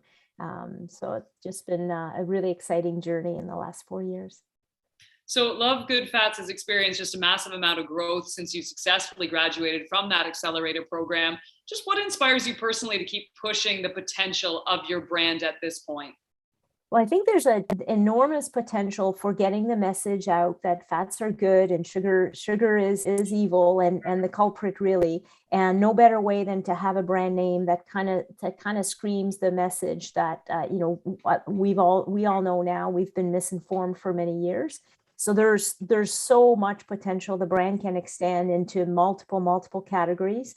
We've certainly been humbled with COVID, so never a dull moment. We went from hyper growth, 40,000 a month to $1 million a month to $7 million a month in terms of the milestones. And then COVID hit, and we got, you know, triple headwinds with the keto category taking a side burner to banana bread, and to on-the-go bars really, you know, tanking nearly 40%. And then and discovery, which is the gift to all the founders here in startups, has been pretty much eliminated. So we, you know, I've been kept busy with being humbled by some challenges in terms of the velocities, and we've had to do some pivots, but we're very grateful that we've had no supply issues. We have a whole bunch of innovation now coming out the pipeline in the next couple months. So never a dull moment as we grow to get the word out of good fats and low sugar. Well, as I mentioned, your product is absolutely sensational. I've been using it for years, and I'm really dedicated to what goes into my body. So it's awesome to have you here. And as someone who loves food so much, I feel like you're a celebrity to me. So this is very, very exciting. We're so happy to have you back in the park. We can't wait to hear more from you tonight, Susie. But until then, let's hear from our latest snack brand of the night. And before we, of course, transition into our health and beauty categories. So please welcome now Jeff Ball and Trudy Ann Webster of Thrive Provisions. Hi, guys. I was going to show you like how much I love this product because there's none left. I got the box. I was just going to take a little nibble and the whole thing's completely gone. But that's enough from me. Please tell us a little bit more about Thrive Provisions. Well, thank you, and good afternoon, Venturepark and valued guests. I'm Jeff Ball, and this is Trudy Ann Webster, and we're from Thrive Provisions out of Southern Alberta. Thrive Provisions was founded on the fundamental belief that packaged foods can be great tasting, healthy, and accessible. We have a passion for reimagining different occasions to eat beef, and want to energize Canadians, providing them with products that have superior taste and natural health benefits. Our Canadian-made Wagyu beef bars are sustainably sourced from my herd in Alberta for the discerning consumer. They come in 3 gourmet flavors: honey lime and black pepper, maple apple blueberry, and the new one out is chorizo. Thrive Provisions is the direct result of wanting to provide an exceptional experience for anyone looking for something supremely better to snack on. Our bars are keto and paleo friendly. They are portable and shelf stable for 365 days. We pride ourselves on making an all natural gluten-free product with no added sugars and has 13 grams of protein in every bar. My farm, where Thrive Provision beef bars were born, has a long history for over 80 years. Our heritage farm, we still uphold the same family values and safety standards that have created our reputation for consistent and high quality beef. Looking forward, we look forward to building our legacy with expertly crafted food that defies expectations and solves the demands for modern living. The meat snack category is comprised of jerkies and pepperoni sticks that are made from lower imported grades of animal protein with preservatives and fillers. These products do not offer a premium eating experience, and we know that consumers have shown us they're searching for elevated options for snacking for protein. Meat bars is the fastest growing segment in the meat snack category, and we've chosen to make Thrive Provisions the premium tier in the category as a specialty meat snack. In our first year, we've been hyper-focused on growing in our own backyard, gaining listings within the health and natural channel, and leveraging any opportunity to connect with local consumers. Thank you, Gary Hughes and Sobeys, for being such a great supporter. We are now branching out into Ontario and BC and looking for select retailers that focus on keto and paleo products. We've just landed 600 Circle Ks in Ontario for our brand and are continuing to expand as we find good partners. Thrive Provisions fuels the busy lifestyle of the modern health-conscious consumer and offers a choice for a clean label, high-quality protein snack. And our unique flavors complement the Wagyu beef, and it optimizes the taste and texture, creating an eating experience that is unbeatable. So pick up a bar and thrive. And thank you very much for having us. All right, thank you very much, Trudy Ann, for that great presentation. Let's turn it over to our panel. Joining Arlene, we have 4 additional industry experts who are here to offer their perspective. Please welcome in Kellyanne Chinamanter, goodness, I hope I pronounced that correctly, who's been working alongside these entrepreneurs and been so integral to this entire day, to be quite honest. I've emailed him so many times, it's ridiculous. He's also the manager of the Accelerator program. He does wonderful work. Susie York, who you just heard from, the founder of the nationally successful brand Love Good Fats. Ashton Sakura, the president of Chartwell's, Compass Group Canada, and a Venturepark Labs partner that's been helping us push potential of food entrepreneurs. And Martin McClory, vice president of marketing at District Ventures Plus, our integrated growth partner at Venturepark that is focused on nurturing, marketing, and scaling. But first, Kellyanne, you've been working closely with Thrive Provisions. What do you personally like about this product? First of all, thanks, Kate, for being such a wonderful host. And I want to make sure that I'm unmuted so I can make a few people jealous. So thanks for such wonderful presentations, Jeff and Trudy. And Thrive Provisions, my take on that would be that it's a company that is putting Calgary on the new, on the map in a totally new way. And it's known for amazing cuts of beef, for all consumers across Canada, and they can now enjoy a very special piece of Alberta beef and on the go in this snack. And the sustainability and repurpose part, which is extremely exciting. And I would now love, thanks so much for the panelists, and I would want to sort of understand what the panelists think. But please allow me to say that we are sort of running out of time, and it'll help us if our comments are very quick and brief, and so are the answers. So Arlene, I would love to know your thoughts on these products. Okay, I'll be really short and brief. Jeff and Trudy Ann, fabulous product.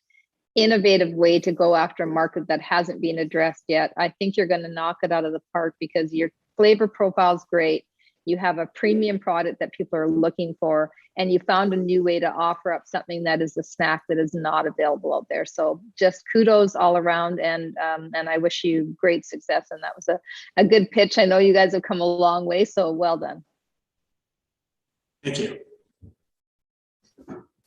Thanks, Arlene. Thanks so much. And Susie, what's your take? Same exact comments. As soon as I open up the box, it's the first product that I tried. The positioning of Wagyu beef got me right away.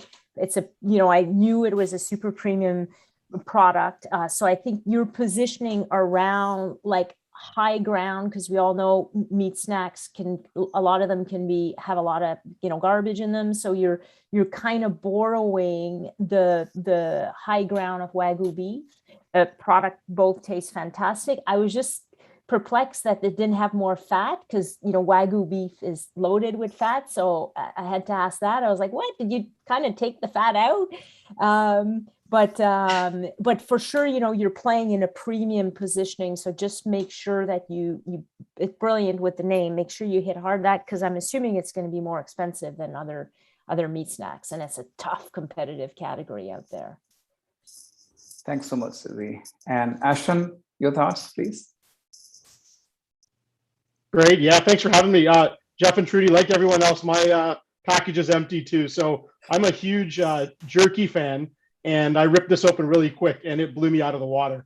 It's a fantastic product. The packaging is great. If you think about like a Wagyu steak compared to traditional steaks, there's a distinct difference. And I'd apply that same distinction here, thinking about your bar versus traditional meat stacks. Because it's such a competitive category, I'd suggest maybe the focus right now is like speed to mouth, and how do you get sampling at scale to your targeted consumer base. So whether that's maybe like large sampling outside of stadiums, arenas, concert venues, train stations, airports, and then to build that community and that following. Maybe there's a subscription service. Like, I'd love to get a box of this every month, show up, and maybe I get a future flavor to sample. Maybe I get some distinctive, merchandise, memorabilia, something that makes me a loyal brand ambassador and follower of the product. But it's such a great product. Great job. Thank you. Great feedback. Thanks, Austin. Wonderful insights there. Martin, what do you think? Thanks for your story. I mean, I think the bar itself is absolutely incredible, and it's just packed with flavor. And I think someone that just thoroughly enjoys the backcountry, I know what I'm taking with me in my rucksack this weekend. So yeah, I echo a lot of people's comments. I think, getting it into people's hands and trying it and, really pushing that sampling, I think will really help us support. And I like the idea of, you're putting the consumers at the center of everything you do. You've identified that opportunity that's allowed you to create something that's far superior. So yeah, I think it's really just trying to get that in front of as many people as you possibly can, and continue to put people at the center of what you're doing. And it's a fantastic product. Thank you. Thank you, Martin. Thanks, Martin. Thank you, panelists, and back to you, Kate.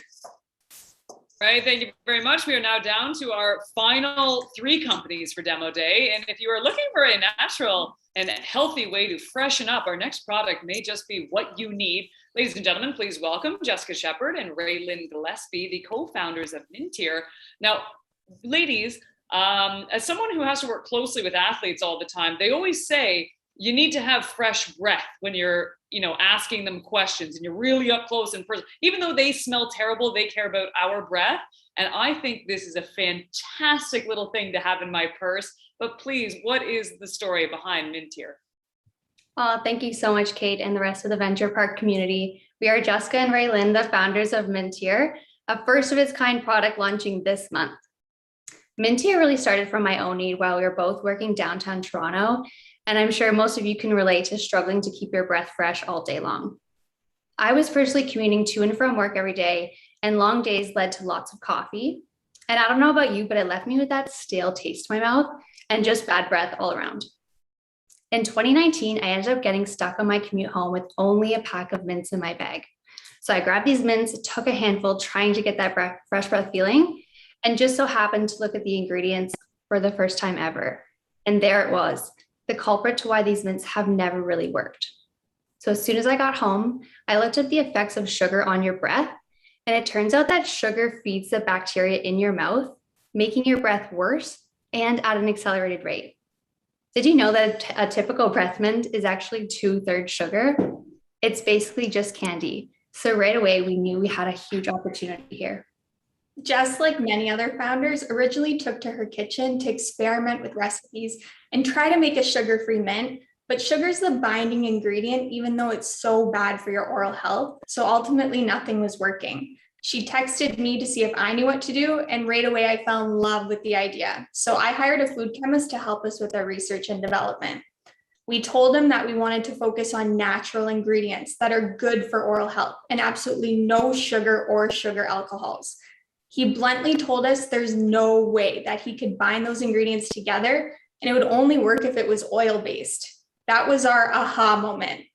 We searched, and it looked like we were going to be the first company to create an oil-based breath mint, which was a no-brainer once you tasted it.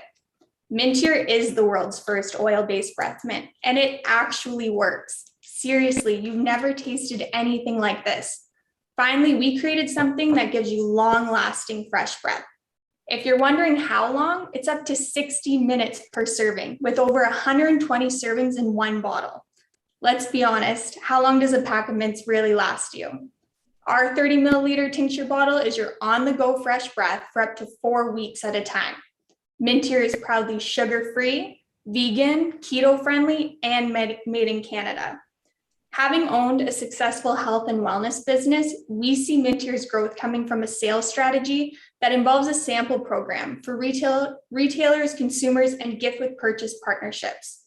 You'll be able to find us in the natural health section, as well as checkouts from stores like Sobeys in their local program, to coffee shops, health food stores, gift shops, and growing with national distribution in 2022.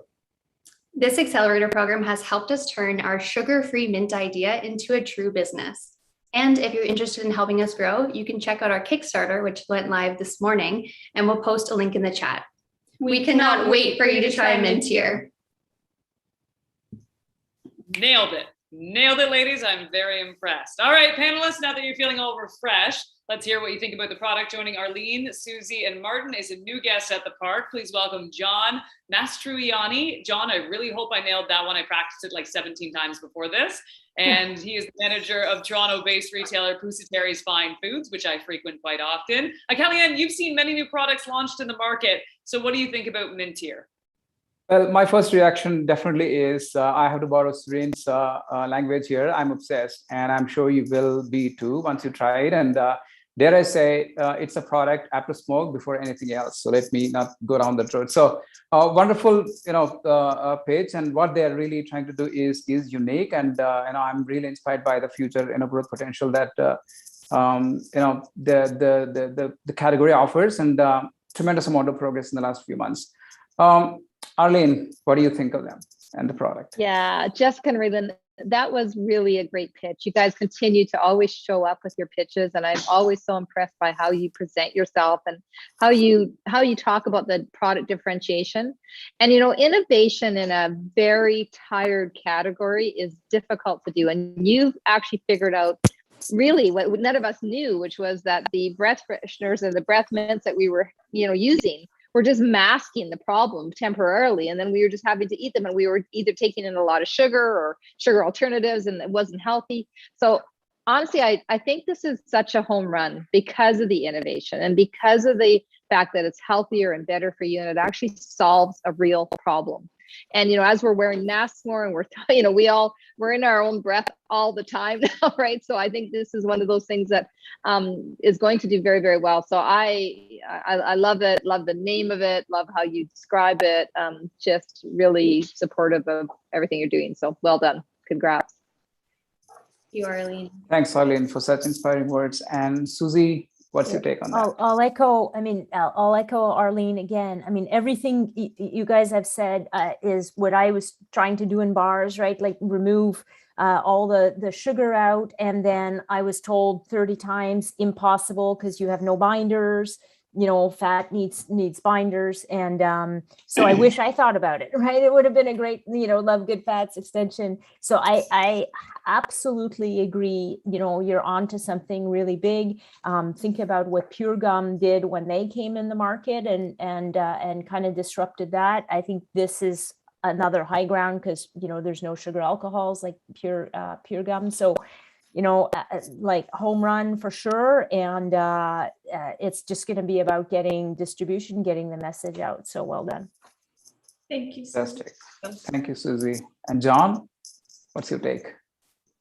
Jessica, Raylan, excellent product. I thought it was very innovative in this market that has been around for hundreds of years, I feel, but nobody's really come up with something like this here. I think I echo what Kate said also, because it's great because it can fit in my pocket. Wherever you want to put it, it's easy, small, compact. Put a drop in and you're good to go for 60 minutes or longer. I did test it out just before we started this segment over here to see how long it actually lasted. And it looked like it was just over an hour, you're right. And I do feel good.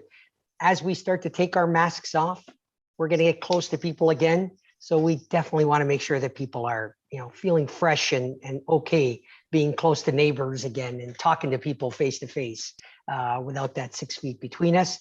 So I think you're gonna get a home run from this over here.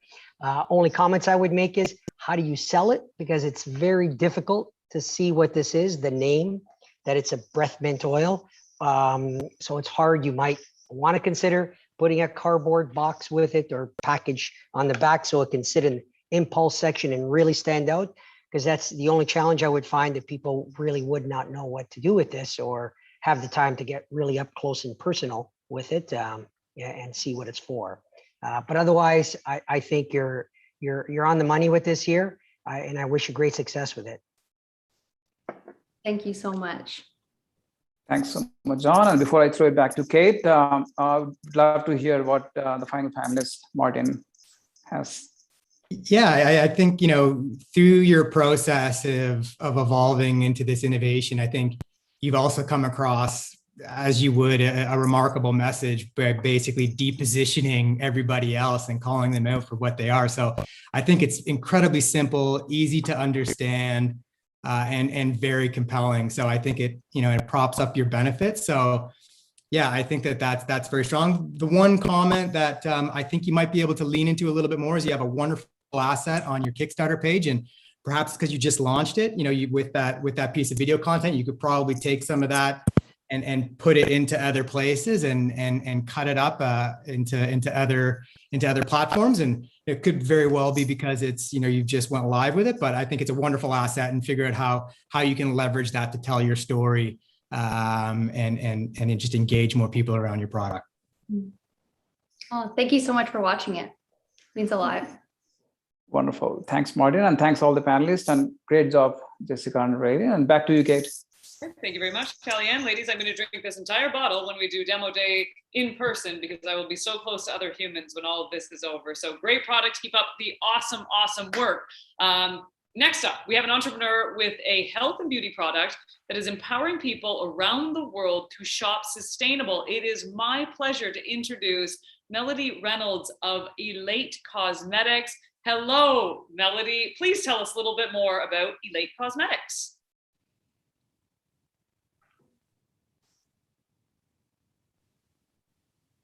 And you're doing what I did. You're on mute, my friend.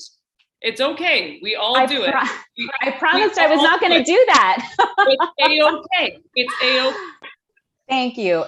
I'll repeat myself. Thanks, Kate. I'm so excited to be here. Hi, everyone. My name is Melody, and I'm the founder and CEO of Elate Cosmetics.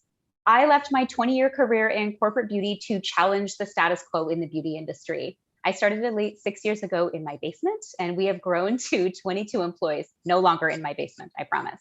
We educate, empower, and inspire everyone to simplify their daily rituals to reduce waste. The beauty industry needs to change, and you and I will be the ones to change it. Unethical marketing encourages overconsumption, and each year 120 billion plastic packages are made with no recycling or end-of-life plan. I knew there had to be a better way. Elate puts ethics before ease and prioritizes people and the planet, which is why we've earned our B Corp certification. We're a color cosmetics company with a focus on user experience and sustainable packaging. Your customers want ethical products. Consumers want their values to be displayed by the companies that they choose. And 25% of beauty customers now say that they would choose to leave their current brand to purchase a more sustainable product. Our bamboo palettes are refillable, reusable, and customizable. Refills come packaged in implantable seed paper, keeping wasteful packaging off your shelves and growing a garden. Our glass bottles and jars are they're returned and sanitized to be reused, which is a first in our industry. And our product performance is second to none. With a mid-level price point and luxe packaging, we appeal to the consumer looking for a prestige beauty brand who cares about lifestyle, health, and sustainability. At Elate, we're focused on creating mutually beneficial partnerships with businesses who share our vision.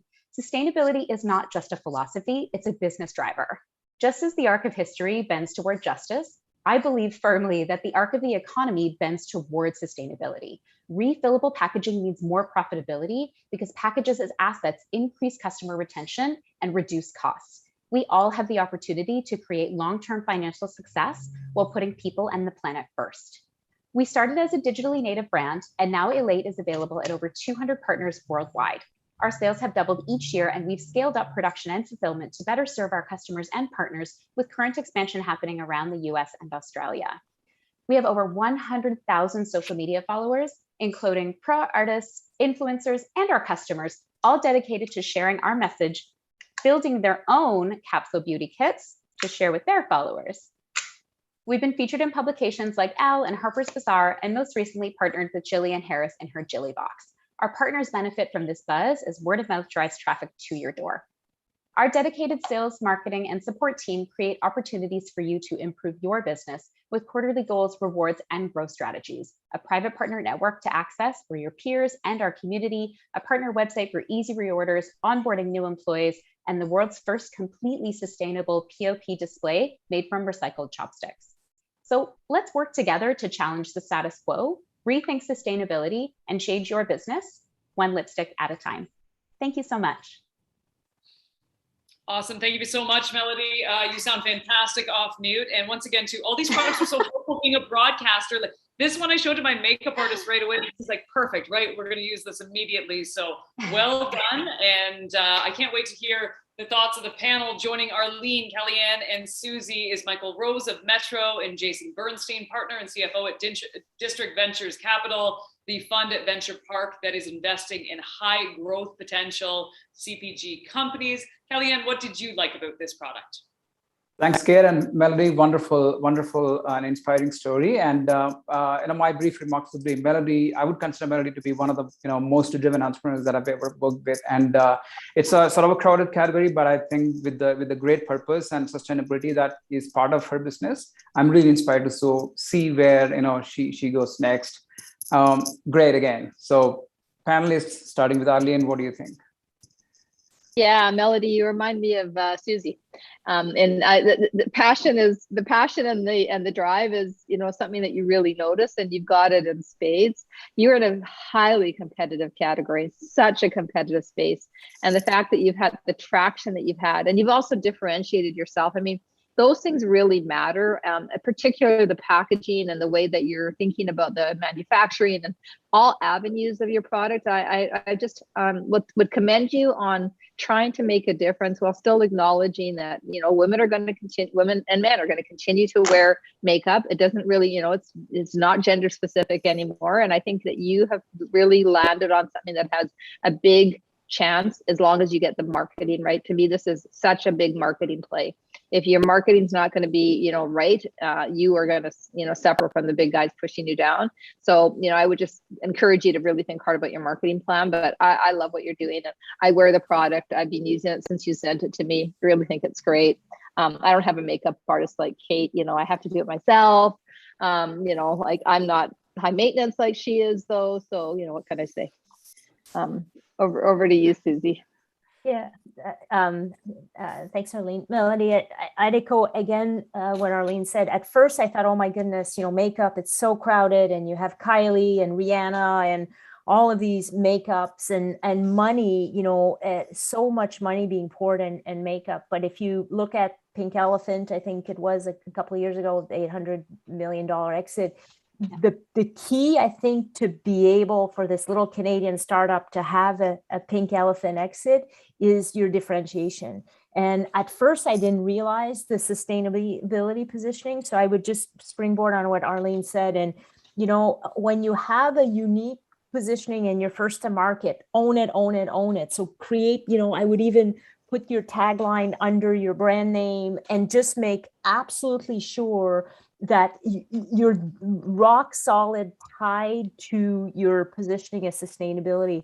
It's massive. My two kids are, the sustainability is major. So you're going to get the right target embracing, but they need to immediately get the connection to break through.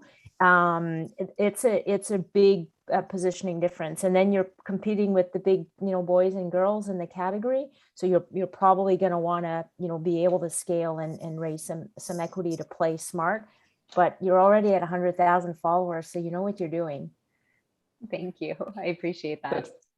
That's so encouraging. Thanks, Arlene and Susie. And now Michael, what do you think? Yeah, for sure. Hi, Melody.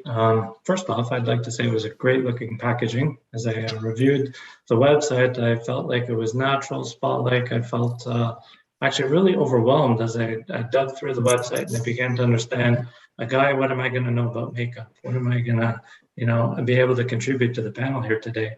But the biggest thing that I took away was this ethical, sustainable lifestyle, the call-outs that you talked to, your allergen content, you're 75% organic, the idea of skin absorbing harsh chemicals, staying away from that, the 100% vegan, the cruelty-free callouts, I can go on. You got the fair trade, the sustainability with your packaging. I get a few boxes through one of the big guys, and there's these little things inside these big packages, and it's such an impact on the environment. And it so seeing that you've got this biodegradable, compostable, zero waste packaging, it really engaged me. The transparency that you offered on your website by calling all of this out is a lot. It's a lot of detail. To Arlene and Susie's point, if you can find a way to market this, I think that's your unique selling proposition, and that's going to take you to a huge a huge place, that pink elephant, as was mentioned. So there was something as minor as this seed paper with envelopes. So I can go and take this envelope and throw it in my garden. The next thing you know, I'm getting these little wildflowers. That was such a unique little touch for me. I was very impressed by it. So from a question perspective, the only thing I saw was this idea of an online beauty consultation. Sitting in front of a customer for 30 minutes to have a discussion can be a bit of an impact on the P&L from a labor, like a cost perspective. But at the same token, to have that relationship and time means a lot with your customer. That's to have that qualified customer in front of you. So what does that consultation mean? Oh, I'm so glad you brought this up. This was actually a COVID pivot. Shall I use the big P word for everyone? It was actually in the first place, of course, we want to serve our customers. User experience is the thing that I am hyper focused on, because sustainability means nothing if people won't buy your product, and people won't buy your product unless they have a positive experience when they use it. And so the big thing for us is meeting our customers' needs, but also during COVID, it was providing employment opportunity for makeup artists who were out of work because all of their events got canceled. So it was a great way for us to actually not only provide a new and interesting service at a time when people were being online more and not going into our partner locations, but it also gave us the opportunity to provide some employment for our makeup artists. From a cost benefit perspective, we don't know that it's something we'll continue doing as our partner network starts opening back up. But it was definitely a fun experiment and a way for us to give back to the makeup artist community that really does well for us here in Canada. Wow, great story. Story continues, so keep it up. Thanks. Great. Thanks so much. What a wonderful conversation. And Jason, what are your thoughts? Well, I'm not sure why Mike didn't try the product. I thought we were supposed to try everything. Hey, Melody, nice to see you again. Hi, Jason. I'm not supposed to do that after Anyway, look at your business in beauty and skincare and these categories often have very high margins as compared to food and beverage and some of the other products that we've seen today. How are you using that margin to sort of gain awareness for both the mission you're on, which is to create, sustainable packaging and sustainable products, while simultaneously, I would think it would be equally as important to make sure that, because this goes on your face, it better work, right? I care about the environment and I care about, but when it comes to my face, it's got to work as well. So how are you allocating those dollars to get that dual message across, which I would think up against some of the larger players would be a challenge? Yeah, I really appreciate that question, Jason. And, as you know, margin is all about scale. So when I started off, I invested, this is a family business. We invested our life savings into it. And the hyper focus, as always, was product performance, because user experience has to come first. And, as we've grown over the years, we've utilized the ability of, smaller margins get bigger as we grow, and then allocating those funds to research and development, to creating better performing products. And then, the other half goes into the sustainability research. For me, they're really on par because, again, you're right. It has to perform or no one's going to use it. But a high performing product that comes in, not a great but sustainable vessel, you're not going to want to use that, right? If the hinges break, if it disintegrates after a while, biodegradable doesn't mean anything if it falls apart before you can actually continue to use the product. So that user experience, we really, it's 50-50. I want to make sure that they're high performing as possible. And I want to make sure that this sustainability aspect of all of our packaging is managed in a way that makes everything feel great when you use it. And that really is what sets us apart, is because user experience is the beginning of the journey, which always means we start with high performing products and packaging that are better for the world. Great. Thanks, Melanie. Thank you. Wonderful. Thanks so much again. And back to you, Kate. Thanks, everyone. Just to defend myself, I'm not high maintenance. I don't have one makeup artist. I have 3. It took 7 people to put this together for this presentation today. Thank you, Elate Cosmetics, for the work that you're doing to keep our environment clean and green. So we are unfortunately nearing the end of demo day with one company left to share their story. But right now, let's bring in Mike McNeil to introduce our final presenter for the evening. Mike, we have had so many incredible entrepreneurs tonight at demo day. How are you feeling about the event so far? I'm feeling great. Kate, you look fantastic, but Jason was absolutely glowing during that presentation. So Elate is definitely onto something. So thank you so much, Kate, for keeping this going tonight. We've run a little bit longer. We're kind of nearing the end of this demo day, but it has really come together. And we are so thankful for everyone participating, the panelists, the entrepreneurs that have worked so hard. Of course, our sponsors, Sobeys, BMO, Chartwells, BDC, Air Canada. They play such an integral role in allowing us to have events like this. So we're very thankful. I also want to thank the team that makes this possible. Kellyanne, as you mentioned, Kate, does a huge amount of work to make this event successful. We've had Serene and Rob that have played such an integral role in mentoring these companies and then getting them ready for this opportunity to really take that next step. And Jess has played a huge role in talking about all of the companies and what we do in supporting entrepreneurs. And outside of the accelerator program, Tammy and Marlis and Andrea play such an integral role. So we're very thankful for everything that everybody does to make Venturepark Labs such the impactful organization that it does, which includes our founder, of course, Arlene, and our board members, Mary Berg and Craig Hanna. I know we're running out of time, so I want to make sure we get to our next panelist and thank everyone for watching here at home. It's my pleasure to really introduce the final presenter of the evening. Please welcome from Aurora Nutrition, Kate and Riley. All right. Hello, everyone. My name is Kate, the proud female founder and CEO of Aurora Nutrition. At a point in my life when I was severely burnt out and suffering from multiple health concerns, I created Aura, not only for myself, but for the other women who needed support in their health journey. Aura's essential supplements and nutrition products are designed to help women thrive. We started with extensive market research, and Aura's target demographic shared one impactful insight. Women were confused about what nutrition products were best for them, as most products spoke specifically to men. They told us that protein, especially vegan options, tasted gritty, chalky, and caused bloat, while many collagens had a fishy taste. Women wanted products that are clean and minimally processed, have formulations that consider the unique micro and macro nutritional needs of females, and are affordable and easy to use as a part of a daily ritual and routine. Aura checks all of these boxes with 8 clean label, sustainably sourced SKUs, including unique vegan protein blends, pure marine collagens and bovine collagens, an omega-rich green superfood, and new vegan collagen booster. Our innovation pipeline is stacked with 3 new products launching in the next 8 months. Right now, life is stressful. Women are experiencing issues with metabolism, hormones, and fertility, just to name a few. Aura will continue to create functional nutrition products that address these issues holistically. And with the global women's health supplements market expected to grow from $49.8 billion today to $68.9 billion by 2026, we intend to make a big impact. Now, my co-hype woman, Riley Costic, will touch on key retailer highlights and Aura's future vision. Thank you, Kate. My name is Riley, and I'm responsible for sales and account development. At Aura, we have an omni-channel approach to distribution and can be found in 200 stores across Canada. One success story that I want to share is with Whole Foods. While we have limited shelf space in a highly competitive and saturated category, we've seen a 500% lift versus prior year.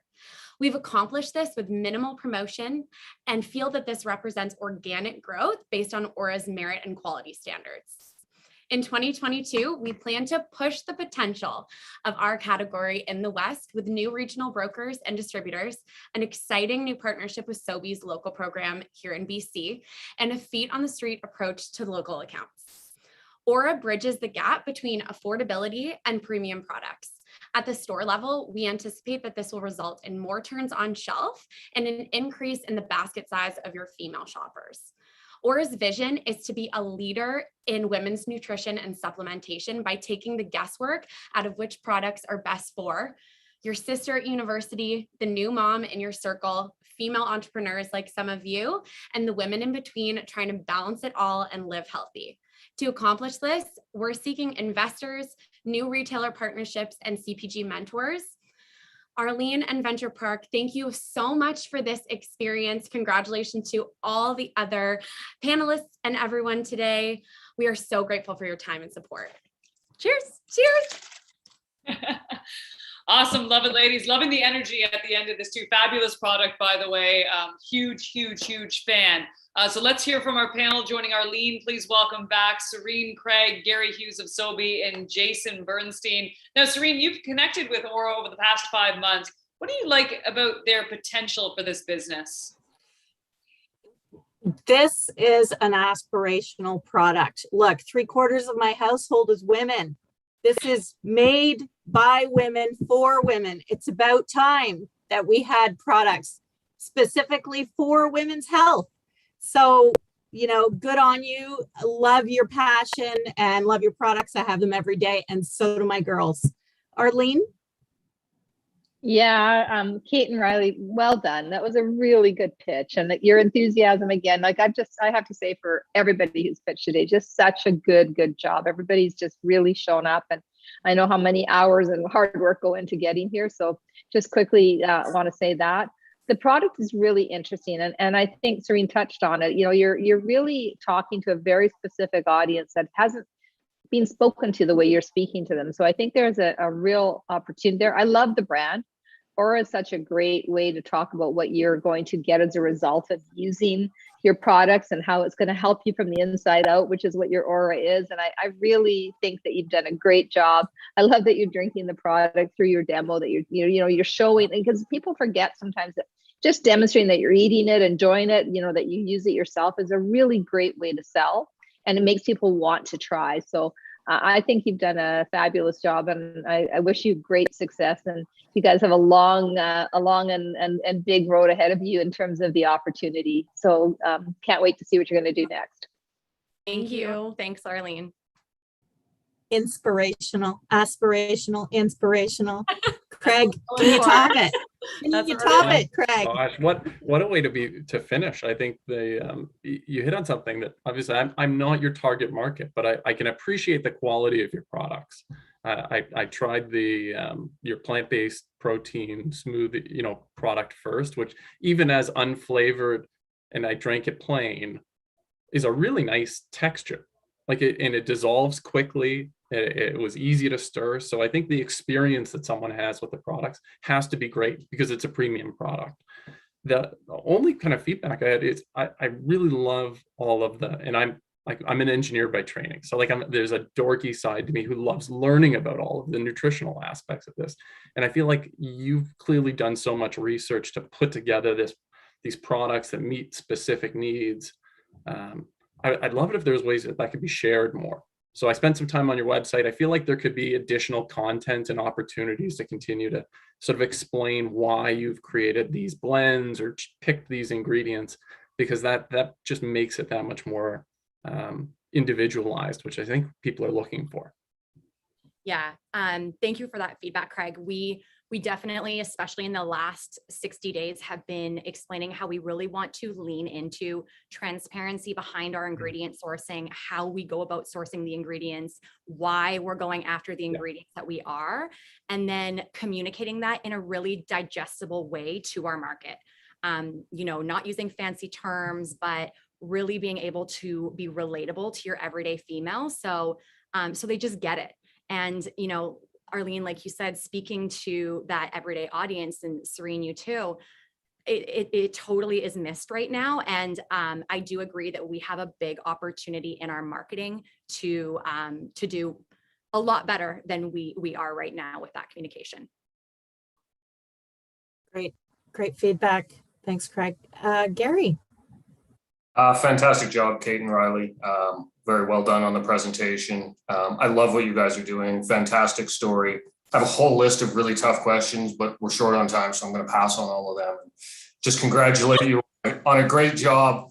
I love give us the questions. You are speaking to a targeted audience. One question would be, how, in a category that is very busy, how is your product going to present next to Definitely some lower priced items because you are such a premium product.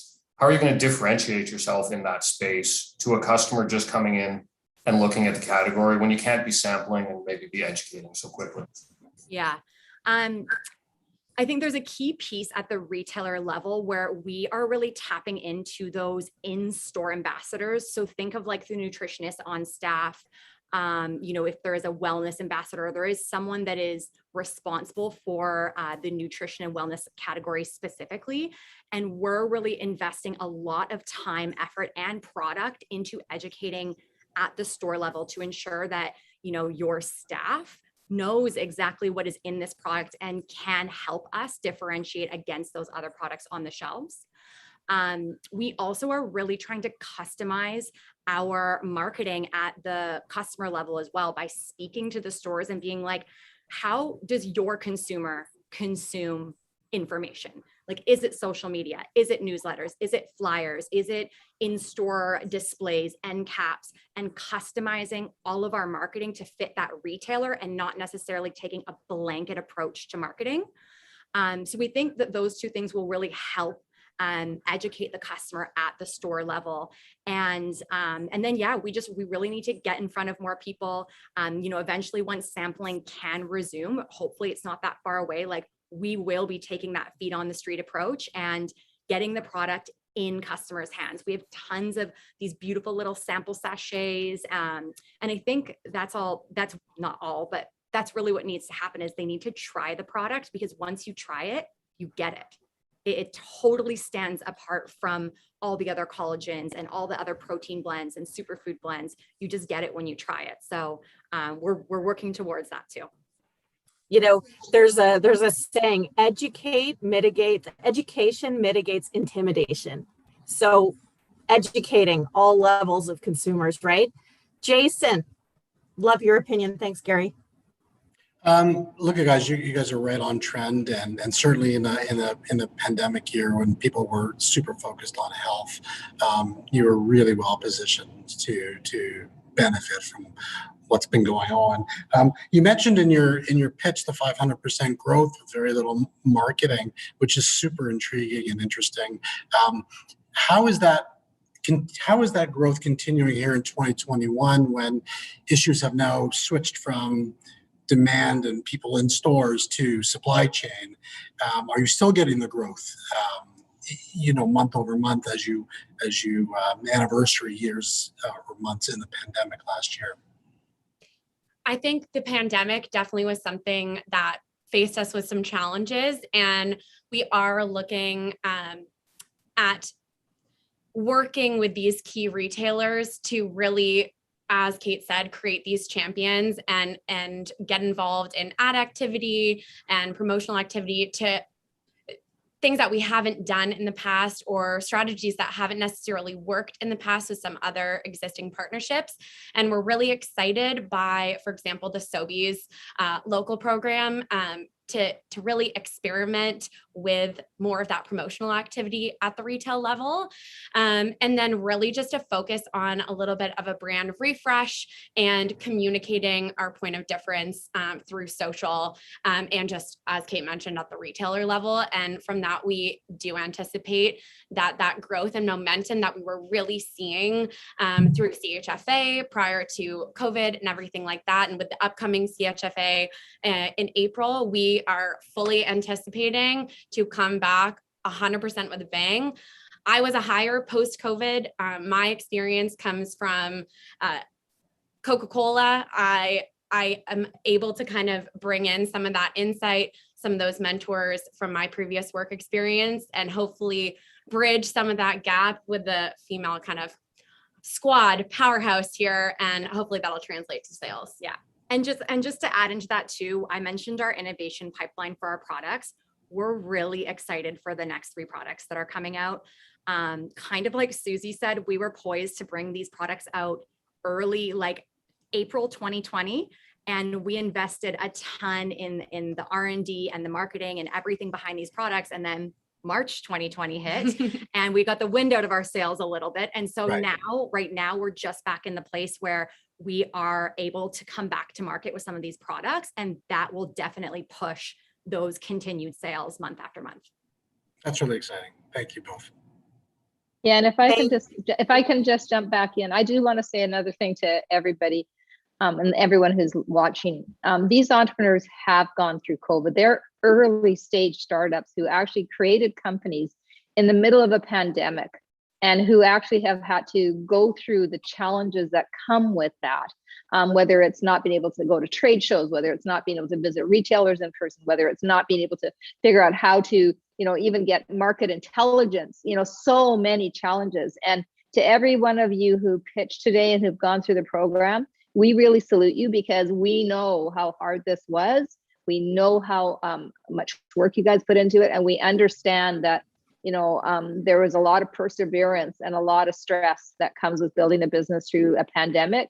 And I think what you're learning through this is going to carry you through the rest of your business. The ability to bootstrap, the ability to face adversity, the ability to overcome is really quite commendable. So kudos to you and to everybody who went through this cohort. Yes. Thanks, Thank you, Arlene. What a great way to end it. Thanks, Arlene. Thank you, Aura. Thank you, panel, for the last time. Back to you, Kate. Oh, for the last time, Serene. That brings us to the end of Demo Day. We just want to thank all the entrepreneurs, the panelists, our sponsors, and of course, you, the viewers, for supporting Canadian entrepreneurs. And thank you for supporting these brands who are pushing their potential as these companies will go on to hire locally and support the Canadian economy. I'm your host, Kate Burness. An absolute privilege for me to be here today and to see these companies that I know are just going to be astronomical in the future. In behalf of Venturepark Labs, we wish you good health and prosperity. And thank you so much for tuning in. We will see you next time. Bye, everyone.